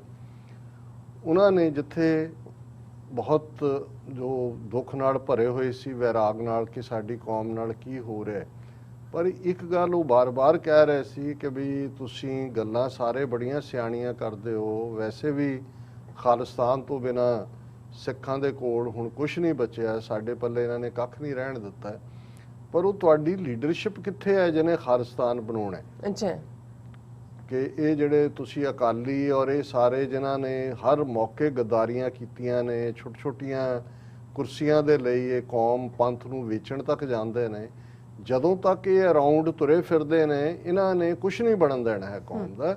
ਔਰ ਉਹ ਕਹਿੰਦੇ ਮੈਂ ਸਾਰੀ ਉਮਰ ਇਹਨਾਂ ਦੇ ਵਿੱਚ ਰਿਹਾ, ਇਹ ਹੀ ਸਿੱਖ ਕੌਮ ਦੇ ਸਭ ਤੋਂ ਵੱਡੇ ਦੁਸ਼ਮਣ ਨੇ ਔਰ ਇਹਨਾਂ ਦੇ ਹੁੰਦਿਆਂ ਸਿੱਖਾਂ ਦਾ ਕੁਝ ਨਹੀਂ ਬਣਨਾ। ਅੱਛਾ। ਔਰ ਅੱਜ ਜਦੋਂ ਇਹ ਲਗਭਗ 36-37 ਸਾਲ ਬਾਅਦ ਮੈਂ ਇਹ ਗੱਲ ਕਰ ਰਿਹਾ, ਤੇ ਫਿਰ ਜੇ ਮੈਨੂੰ ਵੀ ਕੋਈ ਇਸ ਮੁੱਦੇ ਦੇ ਉੱਤੇ ਗੱਲ ਕਰਦਾ ਹੈ, ਪੰਜਾਬ ਵੱਲ ਨਜ਼ਰ ਮਾਰਦੇ ਆ, ਔਰ ਅੱਜ ਦੀ ਆਵਾਜ਼ ਰੇਡੀਓ ਪ੍ਰੋਗਰਾਮ ਤੇ ਅੱਜ ਇਸ ਦੇ ਉੱਤੇ ਵੀ ਇੱਕ ਸਵਾਲ ਸੀ ਕਿ ਅਸੀਂ ਕਿੱਥੇ ਖੜੇ। ਬਿਲਕੁਲ। ਔਰ ਤੁਸੀਂ ਦੇਖੋ ਵੀ ਉਹੀ ਕੁਛ ਕਦੇ ਅਸੀਂ ਜੇ ਗੁਰੂ ਗ੍ਰੰਥ ਸਾਹਿਬ ਆਪਣੇ ਇਸ਼ਟ ਦੀ ਬੇਹਰਮਤੀ ਰੋਕਣ ਦੇ ਲਈ ਮੋਰਚਾ ਲਾਇਆ, 7-8 ਮਹੀਨੇ ਬਾਅਦ ਉਹਦਾ ਕੀ ਅੰਜਾਮ ਹੋਇਆ, ਕਿੱਧਰ ਗਿਆ। ਹੁਣ ਤੁਸੀਂ ਕਿਸੇ ਨੂੰ ਤਲਬ ਕਰ ਲਓ, ਕਿਸੇ ਨੂੰ ਦੋਸ਼ੀ ਠਹਿਰਾ ਲਓ, ਪਰ ਗੱਲ ਕਿ ਕੌਮ ਨੇ ਫੇਥ ਦਿੱਤਾ, ਲੱਖਾਂ ਸਿੱਖ ਪਹੁੰਚੇ 8-9 ਮਹੀਨੇ, ਨਤੀਜਾ ਠਨ ਠਨ ਗੋਪਾਲ। ਬਿਲਕੁਲ।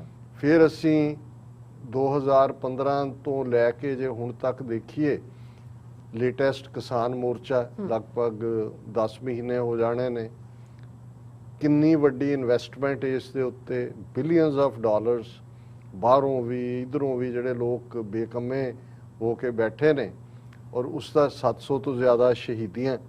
ਲੇਕਿਨ ਜੇ ਤੁਸੀਂ ਦੇਖੋ ਕਿਹਨਾਂ ਦੇ ਹੱਥ 'ਚ ਲੀਡਰਸ਼ਿਪ ਹੈ, ਕੀ ਕਰ ਰਹੇ ਨੇ। ਇੱਕ ਆ ਗੰਨੇ ਦੇ 5-7 ਰੁਪਏ ਵਧਾ ਦਿੱਤੇ, ਉਹੀ ਲੀਡਰ ਇਕੱਠੇ ਹੋ ਕੇ ਅਮਰਿੰਦਰ ਸਿੰਘ ਦੇ ਮੂੰਹ 'ਚ ਜਾ ਕੇ ਲੱਡੂ ਪਾ ਰਿਹਾ ਰਾਜੇਵਾਲ ਜੀ, ਬਹੁਤ ਵੱਡਾ। ਉਹਦੇ ਤੇ ਹੁਣ ਉਹ ਜੋਕ ਕਰ ਰਿਹਾ ਖੱਟੜ ਕਿ ਭਾਈ ਇਹ ਤਾਂ ਮੈਂ ਤਾਂ ਪਹਿਲਾਂ ਹੀ ਕਹਿੰਦਾ ਵੀ ਇਹ ਰਲੇ ਹੋਏ ਖਰਾਬੀ ਕਰ ਰਹੇ ਨੇ ਇਹ ਉਹ। ਤੁਸੀਂ ਜਕਾਰੇ ਤੋਂ, ਤੁਸੀਂ ਖਾਲਿਸਤਾਨ ਤਾਂ ਦੂਰ ਦੀ ਗੱਲ, ਸਿੱਖੀ ਦੀ ਜਿਹੜੀ ਓਵਰਆਲ ਇੱਕ ਦਿੱਖ ਨੂੰ ਹੀ ਤੋਂ ਵੀ ਆਪਣੇ ਆਪ ਨੂੰ ਜਿਹੜਾ ਉਹ ਕਿਨਾਰਾ ਕਰਨ ਤੱਕ ਗਏ ਕਿ ਜੀ ਤੁਸੀਂ ਭਾਰਤ ਨੂੰ ਇਹਨੂੰ ਸੈਕੂਲਰ ਰੱਖਣਾ ਹੈ। ਕਿੰਨੇ ਕੁ ਸੂਬਿਆਂ ਦੇ ਕਿਸਾਨ ਆ ਕੇ ਤੁਹਾਡੇ ਨਾਲ ਬੈਠੇ ਨੇ, ਤੁਸੀਂ ਤਾਕਤ ਸਾਰੀ ਲਵਾ ਦਿੱਤੀ ਹੈ, ਇੱਕ ਬੇਦਿਲ ਬੇਹਿਸ ਕਰਨ ਤੱਕ ਤੁਸੀਂ ਲੈ ਆਏ ਹੋ ਕੌਮ ਨੂੰ, ਲੇਕਿਨ ਨਤੀਜਾ ਉਹੀ ਠਨ ਠਨ ਗੋਪਾਲ।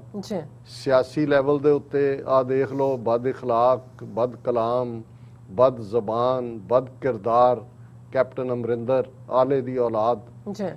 ਕਿਸ ਲੈਵਲ ਦੇ ਲੋਕ, ਇਹੀ ਬੰਦਾ ਜਿਹੜਾ ਕਦੇ ਸੰਤ ਪਿੰਡਾਂ ਵਾਲਿਆਂ ਨੂੰ ਮਿਲਣ ਲਈ ਤਰਲੇ ਕਰਦਾ ਹੈ ਸਰ ਸਿਮਰਨਜੀਤ ਸਿੰਘ ਮਾਨ ਦੇ, ਫਿਰ ਉਹਨਾਂ ਰਾਹੀਂ ਮਿਲਦਾ ਤੇ ਉਹ ਕਹਿੰਦੇ ਨੇ ਕਿ ਔਰ ਜਾ ਕੇ ਇੱਕ ਹਥਿਆਰ ਉਹਨਾਂ ਨੂੰ ਭੇਟ ਕਰਦਾ ਹੈ, ਪਿਸਤੌਲ, ਕਿ ਜੀ ਇਹ ਮੈਂ ਤੁਹਾਡੇ ਲਈ ਗਿਫਟ ਲਿਆਇਆ।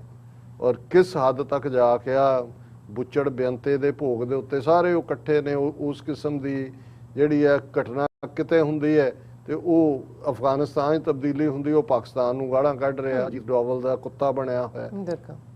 ਉਹਨੂੰ ਉਹਦੇ ਚੋਂ ਨਿਕਲਿਆ ਨਵਜੋਤ ਸਿੱਧੂ, ਉਹੀ ਸ਼ਿਵਲਿੰਗ ਰੱਖ ਕੇ ਆਪਣੇ ਦੋਨਾਂ ਘਰਾਂ 'ਚ ਬੈਠਾ, ਬੀਜੇਪੀ ਦੀ ਟਿਕਟ ਤੇ ਕਿੰਨੀ ਵਾਰੀ ਪਾਰਲੀਮੈਂਟ 'ਚ ਗਿਆ, ਕੀ ਹੈ ਇਧਰ ਜੰਪ ਕਰਕੇ ਆਇਆ, ਅੱਧਾ ਕਿਲੋ ਧਾਗਾ ਮੌਲੀ ਦਾ ਬੰਨਿਆ ਹੋਇਆ, ਔਰ ਉਹ ਉਹਨੂੰ ਉਸੇ ਹੀ ਬੁੱਚੜ ਬੇਅੰਤੇ ਨੂੰ ਸੰਤ ਕਹਿੰਦਾ, ਇੰਨਾ ਵੱਡਾ ਸੰਤ ਸੀ ਉਹ ਜਿਹਨੇ ਕਿ ਅਮਨ ਅਮਾਨ ਲੈ ਆਂਦਾ। ਔਰ ਉਹੀ ਗੱਲ ਹੈ।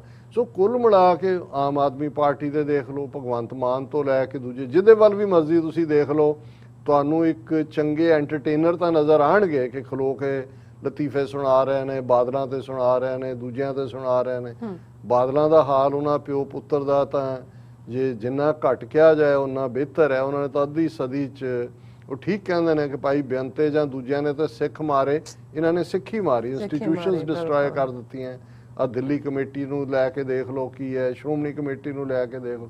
ਹੁਣ ਇਸ ਸਾਰੇ ਦੇ ਚੱਲਦੇ ਆ ਜਦੋਂ ਤੁਸੀਂ ਇਹ ਟਰਮੀਨੋਲੋਜੀ ਇਸਤੇਮਾਲ ਕੀਤੀ ਕਿ ਬਈ ਲੈ ਦੇ ਕੇ ਇਹ ਸਾਰੇ ਹੀ ਜਿੰਨੇ ਨੇ ਜਿਨ੍ਹਾਂ ਤੋਂ ਅਸੀਂ ਹੋਪ ਕਰਦੇ ਹਾਂ ਜੀ ਇਹ ਤਬਦੀਲੀ ਲੈ ਉਹ ਲੈ, ਇਹ ਤਾਂ ਸਰਕਸ ਦੇ ਬਾਂਦਰ ਨੇ। ਸਰਕਸ ਦਾ ਜਿਹੜਾ ਰਿੰਗ ਮਾਸਟਰ ਹੈ ਉਹ ਤਾਂ ਦਿੱਲੀ ਦਾ ਆਕ ਹੈ, ਏਜੰਸੀਆਂ ਨੇ, ਉਹਨਾਂ ਨੇ ਕਿਹਨੂੰ ਪ੍ਰਮੋਟ ਕਰਨਾ ਹੈ, ਕਿਹਨੂੰ ਕੀ ਕਰਨਾ ਹੈ।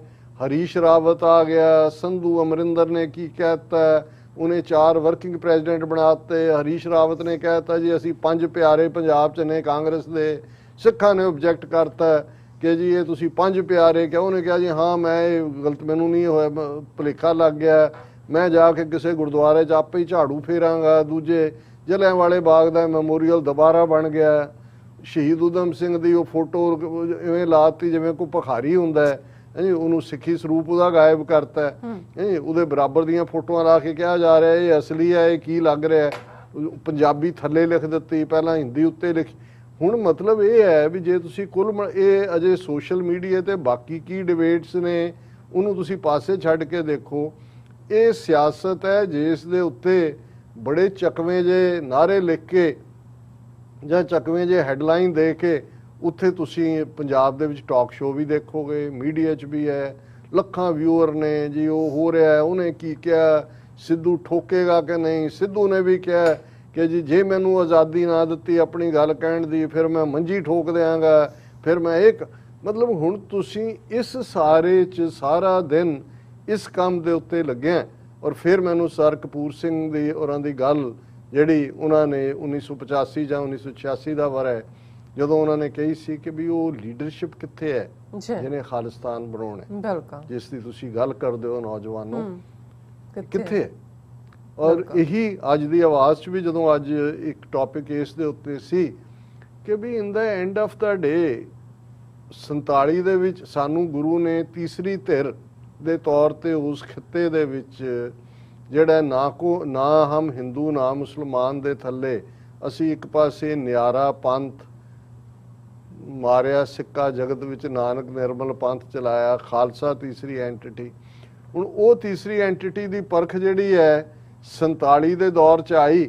ਅਸੀਂ ਕਾਂਗਰਸ ਹਿੰਦੂਆਂ ਦੀ ਕਾਂਗਰਸ ਜਮਾਤ ਦੇ ਹੱਥ ਠੋਕੇ ਬਣੇ, ਪਾਕਿਸਤਾਨ ਦੇ ਖਿਲਾਫ ਭੁਗਤੇ ਔਰ ਆਪਣਾ ਕੁਝ ਸਵਾਰਨ ਦਾ ਬਣਾਉਣ ਦਾ ਕਿ ਸਾਡਾ ਇੰਟਰਸਟ ਕੀ ਹੈ ਅਸੀਂ ਉਹ ਅਪਰਚੁਨਿਟੀ ਗਵਾਈ। ਅੱਜ ਇੱਕ ਵਾਰ ਫੇਰ ਅਪਰਚੁਨਿਟੀ ਦਸਤਕ ਦੇ ਰਹੀ ਹੈ ਸਾਡੇ ਬੂਹੇ ਦੇ ਉੱਤੇ। ਅਫਗਾਨਿਸਤਾਨ ਦਾ ਜਿਹੜੀ ਹੈ ਲਿਬਰੇਸ਼ਨ 20 ਸਾਲ ਬਾਅਦ ਔਰ ਉਸ ਖਿੱਤੇ ਦੇ ਵਿੱਚ ਸਾਊਥ ਚਾਈਨਾ ਸੀ, ਚਾਈਨਾ, ਰਸ਼ੀਆ ਔਰ one belt one road initiative, economical corridor ਔਰ ਅਸੀਂ ਬਾਰਡਰ ਦੇ ਉੱਤੇ ਜਿਹੜੇ ਆ ਉਹ ਬੈਠੇ ਆ ਦੋਨੋਂ ਪਾਸਿਓਂ, ਜਿਹੜਾ ਸਾਡੀ ਅਹਿਮੀਅਤ ਕੌਮ ਦੀ ਐਂਟੀਟੀ ਔਰ ਅਸੀਂ ਕਿਸ ਕੰਮ 'ਚ ਲੱਗੇ। ਔਰ ਤੁਸੀਂ ਸਮਾਰਟ ਹਿੰਦੂ ਤੋਂ ਵੀ ਮੀਡੀਆ ਨੂੰ ਦੇਖੋ, ਹੁਣ ਉਹਨਾਂ ਦੇ ਬਹੁਤ ਸਾਰੇ ਜਿਹੜੇ ਰਿਪਬਲਿਕ ਵਾਲਾ ਜੋ ਹੱਥ ਹੁਣ ਕੜਾ ਵੀ ਪਾ ਕੇ ਬੈਠੇ ਨੇ। ਹੁਣ ਉਹਨਾਂ ਨੂੰ ਮਹਾਰਾਜਾ ਰਣਜੀਤ ਸਿੰਘ, ਹਰੀ ਸਿੰਘ ਨਲੂਆ ਵੀ ਬੜਾ ਯਾਦ ਆ ਰਿਹਾ ਹੈ। ਸੁਬਰਾਮਨੀਅਮ ਸਵਾਮੀ ਜਿਹੜਾ ਆਪਣਾ 1.5 ਘੰਟੇ ਦਾ ਇੱਕ ਇੰਟਰਵਿਊ ਦਿੰਦਾ, ਉਹ ਕਹਿੰਦਾ ਜੀ ਕੋਈ ਨਹੀਂ ਹਰਾ ਸਕਿਆ ਅਫਗਾਨਿਸਤਾਨ ਨੂੰ, ਸਾਰੇ ਸਾਹਮਣੇ ਸਿੱਖਾਂ ਨੇ ਆ। ਹੁਣ ਉਹ ਕਰਨਾ ਕੀ ਚਾਹੁੰਦੇ ਨੇ, ਉਹ ਆਉਣ ਵਾਲੇ ਪੀਰੀਅਡ 'ਚ ਉਹਨਾਂ ਨੂੰ ਵੀ ਨਜ਼ਰ ਆ ਰਿਹਾ ਚੈਲੰਜ ਕੀ ਹੈ। ਉਹ ਸਿੱਖਾਂ ਨੂੰ ਫੇਰ ਵਰਤਣਾ ਚਾਹੁੰਦੇ ਨੇ ਉਸੇ ਅੰਦਾਜ਼ ਕਿ ਅਸੀਂ ਹਰ ਵਾਰ ਉਹੀ ਮਰਸਨਰੀ ਬਣੇ ਹੋਣਾ। ਅੰਗਰੇਜ਼ ਆਏ, ਸਾਡਾ ਉਹਨਾਂ ਰਾਜ ਖੋਇਆ, ਧੋਖਾ ਕੀਤਾ, ਅਸੀਂ ਉਹਨਾਂ ਦੀਆਂ ਜੰਗਾਂ ਦੇ ਵਿੱਚ ਜੰਗੇ ਅਜ਼ੀਮ, ਫਸਟ ਵਰਲਡ ਵਾਰ, ਸੈਕੰਡ, ਅੱਜ ਤੱਕ ਵੀ ਅਸੀਂ ਆਪਣੀਆਂ ਬਹਾਦਰੀ ਦੀਆਂ ਗਾਥਾਵਾਂ ਕਿਹਦੇ ਲਈ ਲੜੇ? ਅਸੀਂ ਉਹਨਾਂ ਦੇ ਯੂਨੀਅਨ ਜੈਕ ਲਈ। ਜਦੋਂ ਵੇਲਾ ਆਇਆ ਉਹ ਤੁਹਾਨੂੰ ਉਹਨਾਂ ਨੇ ਆਪਣੀਆਂ ਸਮਾਨ ਬੰਨਿਆ, ਤੁਹਾਨੂੰ ਛੱਡ ਕੇ ਇੱਕ ਸਿਵਲ ਵਾਰ ਦੇ ਵਿੱਚ ਚਲੇ ਗਏ। ਉਹਨਾਂ ਨੇ ਤੁਹਾਡਾ ਕੋਈ ਗ੍ਰੈਟੀਟਿਊਡ ਦਿੱਤਾ ਤੁਹਾਨੂੰ? ਹੁਣ ਤੁਸੀਂ ਸਾਬਤ ਕਰਨ ਤੇ ਲੱਗੇ ਰਹੋ ਜੀ ਤੁਸੀਂ ਬੜੇ ਦੇਸ਼ ਭਗਤ ਤੋਂ ਤੁਸੀਂ ਇਹ ਕੀਤਾ ਉਹ ਕੀਤਾ, ਪਰ ਉਹ ਤਾਂ ਤੁਹਾਨੂੰ ਸਮਝਦੇ ਨੇ ਵੀ ਤੁਸੀਂ ਪਹਾੜੇ ਦੇ ਟੱਟੂ ਹੋ, ਜਿਹੜਾ ਮਰਜ਼ੀ ਤੁਹਾਨੂੰ ਪੇ ਕਰੇਗਾ, ਮਰਸਨਰੀ ਬਣਾ ਕੇ ਇਸਤੇਮਾਲ ਕਰੇਗਾ। ਜੀ ਸੋ ਇਸ ਸਾਰੇ ਦੇ ਵਿੱਚ ਸਾਡੀ ਇਹ ਵੱਡੀ ਲੋੜ ਹੈ। ਔਰ ਇੱਕ ਤਬਕਾ ਸਾਡਾ ਇੱਥੇ ਬੈਠਾ ਬਿਨਾਂ ਦੇਖੇ ਬਿਨਾਂ ਸਮਝੇ ਉਹ ਲੱਗੇ ਹੋਏ ਨੇ ਚਾਟੇ ਕਿ ਵੀ ਜੀ ਤੁਸੀਂ ਮੁਸਲਮਾਨਾਂ ਦਾ, ਪਾਕਿਸਤਾਨ ਦਾ, ਉਹਨਾਂ ਦਾ ਹੀ ਵਿਰੋਧ ਕਰਨਾ ਹੈ। ਭਾਈ ਸਾਡਾ ਕੀ ਟਕਰਾਅ ਹੈ ਉਹਨਾਂ ਦੇ ਨਾਲ? ਹੁਣ ਤਾਂ ਬਾਰਡਰ ਖਿੱਚੇ ਹੋਏ ਨੇ। ਜੇ ਕਿ ਇੱਕ ਗੁੱਡਵਿਲ ਹੈ, ਇੱਕ ਸਾਰਾ, ਤੁਸੀਂ ਉਸ ਸਾਰੇ ਗੁੱਡਵਿਲ ਚੋਂ ਕੁਝ ਆਪਣਾ ਭਲਾ ਕਰ ਸਕਦੇ ਹੋ, ਉਹਨਾਂ ਦਾ ਕੁਝ ਉਹਦੇ ਚੋਂ ਭਲਾ ਹੁੰਦਾ। ਕਦੇ ਵੀ ਸਿਆਸਤ ਦੇ ਵਿੱਚ ਪੱਕੇ ਦੋਸਤ ਜਾਂ ਦੁਸ਼ਮਣ ਨਹੀਂ ਹੁੰਦੇ। ਜਿਹੜੇ ਪੱਕੇ ਨੇ ਤੁਹਾਡੇ ਇੰਟਰਸਟ ਹੁੰਦੇ ਨੇ ਕੀ ਹੈ। ਔਰ ਸਾਡਾ ਕੋਈ ਪਾਕਿਸਤਾਨ ਨਾਲ ਜਾਂ ਇਸਲਾਮਿਕ ਵਰਲਡ ਨਾਲ ਕੋਈ ਟਕਰਾਅ ਦੀ ਲਾਈਨ ਹੀ ਨਹੀਂ ਹੈ। ਰਾਦਰ ਕੰਟਰਰੀ ਟੂ ਦੈਟ ਸਾਡੇ ਕੋਲ ਇੱਕ ਉਹ ਖਿੱਤਾ ਹੈ ਜਿੱਥੇ ਸਾਡੇ ਲਈ ਗੁੱਡਵਿਲ ਹੈ, ਸਾਡੇ ਗੁਰਦੁਆਰੇ ਮਹਿਫੂਜ਼ ਨੇ, ਜਿੱਥੇ ਫਿਊਚਰ ਸਾਡਾ ਨੈਕਸਟ ਡੋਰ ਨੇਬਰ ਹੈ। ਪਰ ਇੱਕ ਮਾਈਂਡਸੈਟ ਜਿਹੜਾ ਉਹਨਾਂ ਦੇ ਪ੍ਰੋਪੇਗੈਂਡੇ ਤੇ ਚੜਿਆ ਹੋਇਆ ਹੈ, ਜੋ ਉਹਨਾਂ ਨੂੰ ਕਈ ਵਾਰ ਇਹ ਲੱਗਦਾ ਜੇ ਅਸੀਂ ਕਿਸੇ ਗੱਲ ਦੀ ਐਡਵੋਕੇਸੀ ਕਰਦੇ ਹਾਂ, ਸਾਡਾ ਵਿਰੋਧ ਕਰਨਾ, ਫਿਰ ਤੁਸੀਂ ਹਰ ਉਸ ਸਟੈਂਡ ਦਾ ਵਿਰੋਧ ਕਰੋ।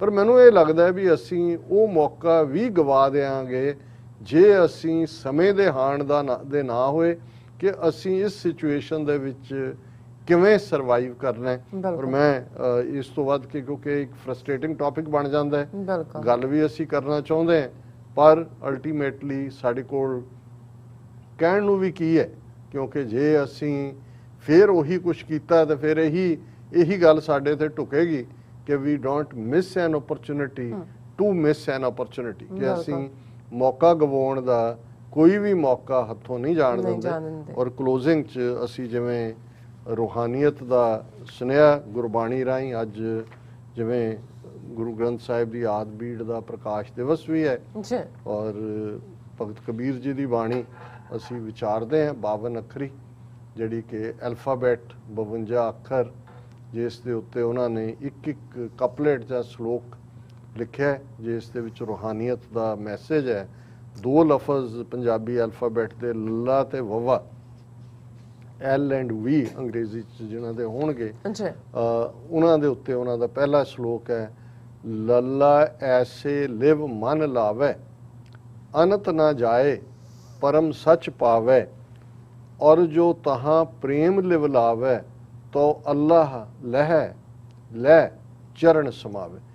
कि लल्ला लफज सानू ये सुनेहा दिंदा है, ऐसे लिव मन लावे, क्योंकि लिव लफज पंजाबी च लल्ले नाल ही लिखिया जाता है। लल्ला लफज कहता है कि हे मेरे मन, हे मेरी रूह, हे मेरे जहन, उस रब दे नाल अपनी लिव ला, जिस नूं साडे लहंदे पंजाब वाले कहणगे लॉ लगी हुई है, जिहड़ा जुड़िया होया कहंदे इस दी लॉ लगी है, लॉ लिव है।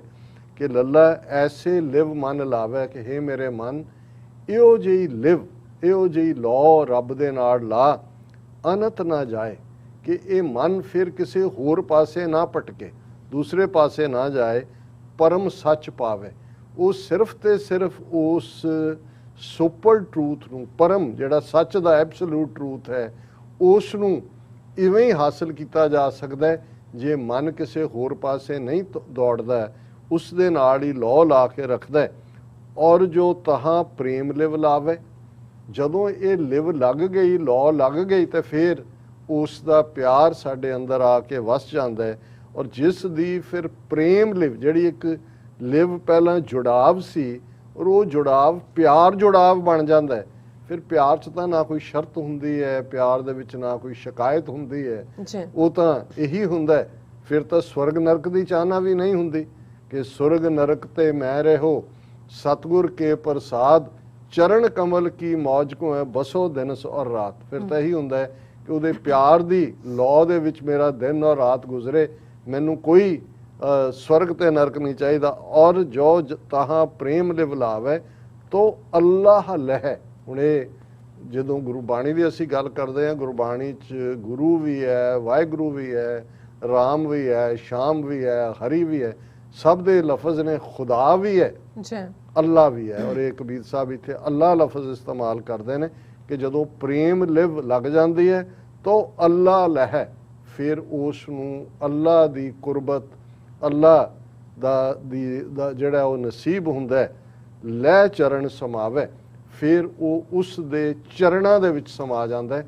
ਮਤਲਬ ਇਹ ਹੈ ਕਿ ਉਹਦਾ ਹਰ ਸਾਹ ਫਿਰ ਅੱਲਾ ਨੂੰ ਹੀ ਸਮਰਪਿਤ ਹੁੰਦਾ ਹੈ, ਉਹ ਅੱਲਾ ਦਾ ਰੂਪ ਬਣ ਜਾਂਦਾ ਹੈ। ਜੀ ਦੂਸਰਾ ਲਫ਼ਜ਼ ਵਵੈ, ਵਵਾ ਬਾਰ ਬਾਰ ਬਿਸਨ ਸਮਾਰ, ਬਿਸਨ ਸਮਾਰ ਨਾ ਆਵੇ ਹਾਰ, ਬਲ ਬਲ ਜੇ ਬਿਸਨ ਤਨਾ ਜਸ ਗਾਵੇ, ਵਿਸਨ ਮਿਲੇ ਸਭ ਹੀ ਸੱਚ ਪਾਵੇ। ਹੁਣ ਜਿਹੜੀ ਗੱਲ ਲੱਲੇ ਲਫ਼ਜ਼ ਦੇ ਨਾਲ ਅੱਲਾ ਦੇ ਮਿਲਣ ਦੀ ਗੱਲ ਕੀਤੀ, ਦੂਸਰਾ ਨਾਂ ਰੱਬ ਦਾ ਜਿਹੜਾ ਉਸ ਖਿੱਤੇ ਦੇ ਵਿੱਚ ਵਿਸ਼ਨੂੰ ਕਰਕੇ ਜਿਹੜਾ ਵੀ ਉਸ ਰੱਬ ਨੂੰ ਕਿਹਾ ਜਾਂਦਾ ਹੈ।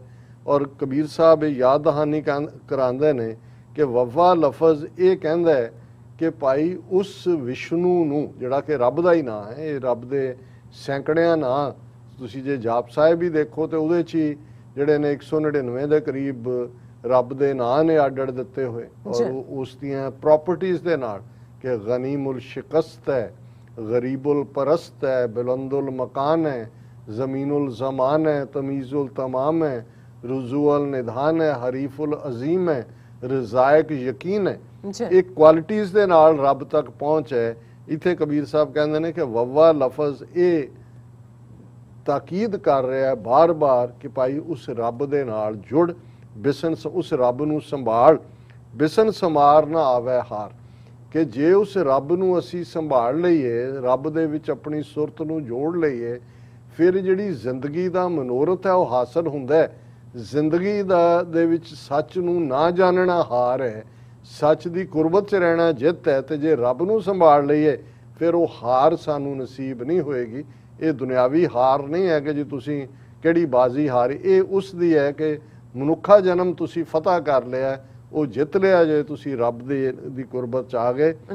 ਬਲ ਬਲ ਜੇ ਬਿਸਨ ਤਨਾ ਜਸ ਗਾਵੇ, ਕਬੀਰ ਸਾਹਿਬ ਕਹਿੰਦੇ ਨੇ ਕਿ ਮੈਂ ਉਹਨਾਂ ਤੋਂ ਕੁਰਬਾਨ ਹੈ, ਬਲਿਹਾਰ ਹੈ ਜਿਹੜੇ ਰੱਬ ਦੇ ਪੁੱਤਰ ਬਣ ਜਾਂਦੇ ਨੇ। ਬਿਸਨ ਤਨ ਹੈ ਕਿ ਜਿਹੜੇ ਰੱਬ ਦੇ ਪੁੱਤਰ ਕੀ, ਜਿਹੜੀ ਰੱਬ ਦੀ ਯਾਦ 'ਚ ਨੇ, ਉਹਨਾਂ ਦਾ ਉਸ ਰੱਬ ਦਾ ਜਸ ਗਾਉਂਦੇ ਨੇ, ਮੈਂ ਉਹਨਾਂ ਤੋਂ ਬਲਿਹਾਰ ਜਾਂਦਾ।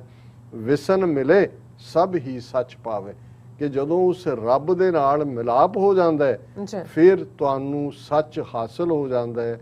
ਜਿਸ ਸੱਚ ਦੀ ਢੂੰਡ ਸੀ ਕਿਵ ਸਚਿਆਰਾ ਹੋਈ ਹੈ, ਕਿਵ ਕੂੜਾ ਟੁੱਟੈ ਪਾਲ, ਉਹ ਝੂਠ ਦੀ ਕੰਧ ਟੁੱਟ ਜਾਂਦੀ ਹੈ, ਹੁਕਮ ਔਰ ਰਜ਼ਾ ਦੇ ਵਿੱਚ ਤੁਹਾਨੂੰ ਜਿਉਣਾ ਆ ਜਾਂਦਾ ਹੈ।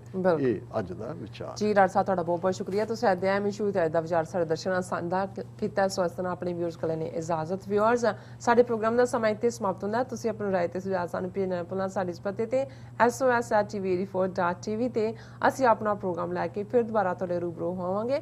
ਤਦ ਤੱਕ ਲਈ ਮੈਨੂੰ ਤੇ ਆਪਣਾ ਰਸਨਾ ਆਗਿਆ ਦਿਓ। ਦੇਖਦੇ ਰਹੋ TV84। ਬੁਲਾ ਦਿਓ ਫਤਿਹ। ਵਾਹਿਗੁਰੂ ਜੀ ਕਾ ਖਾਲਸਾ, ਵਾਹਿਗੁਰੂ ਜੀ ਕੀ ਫਤਿਹ। ਰੱਬ ਰਾਖਾ।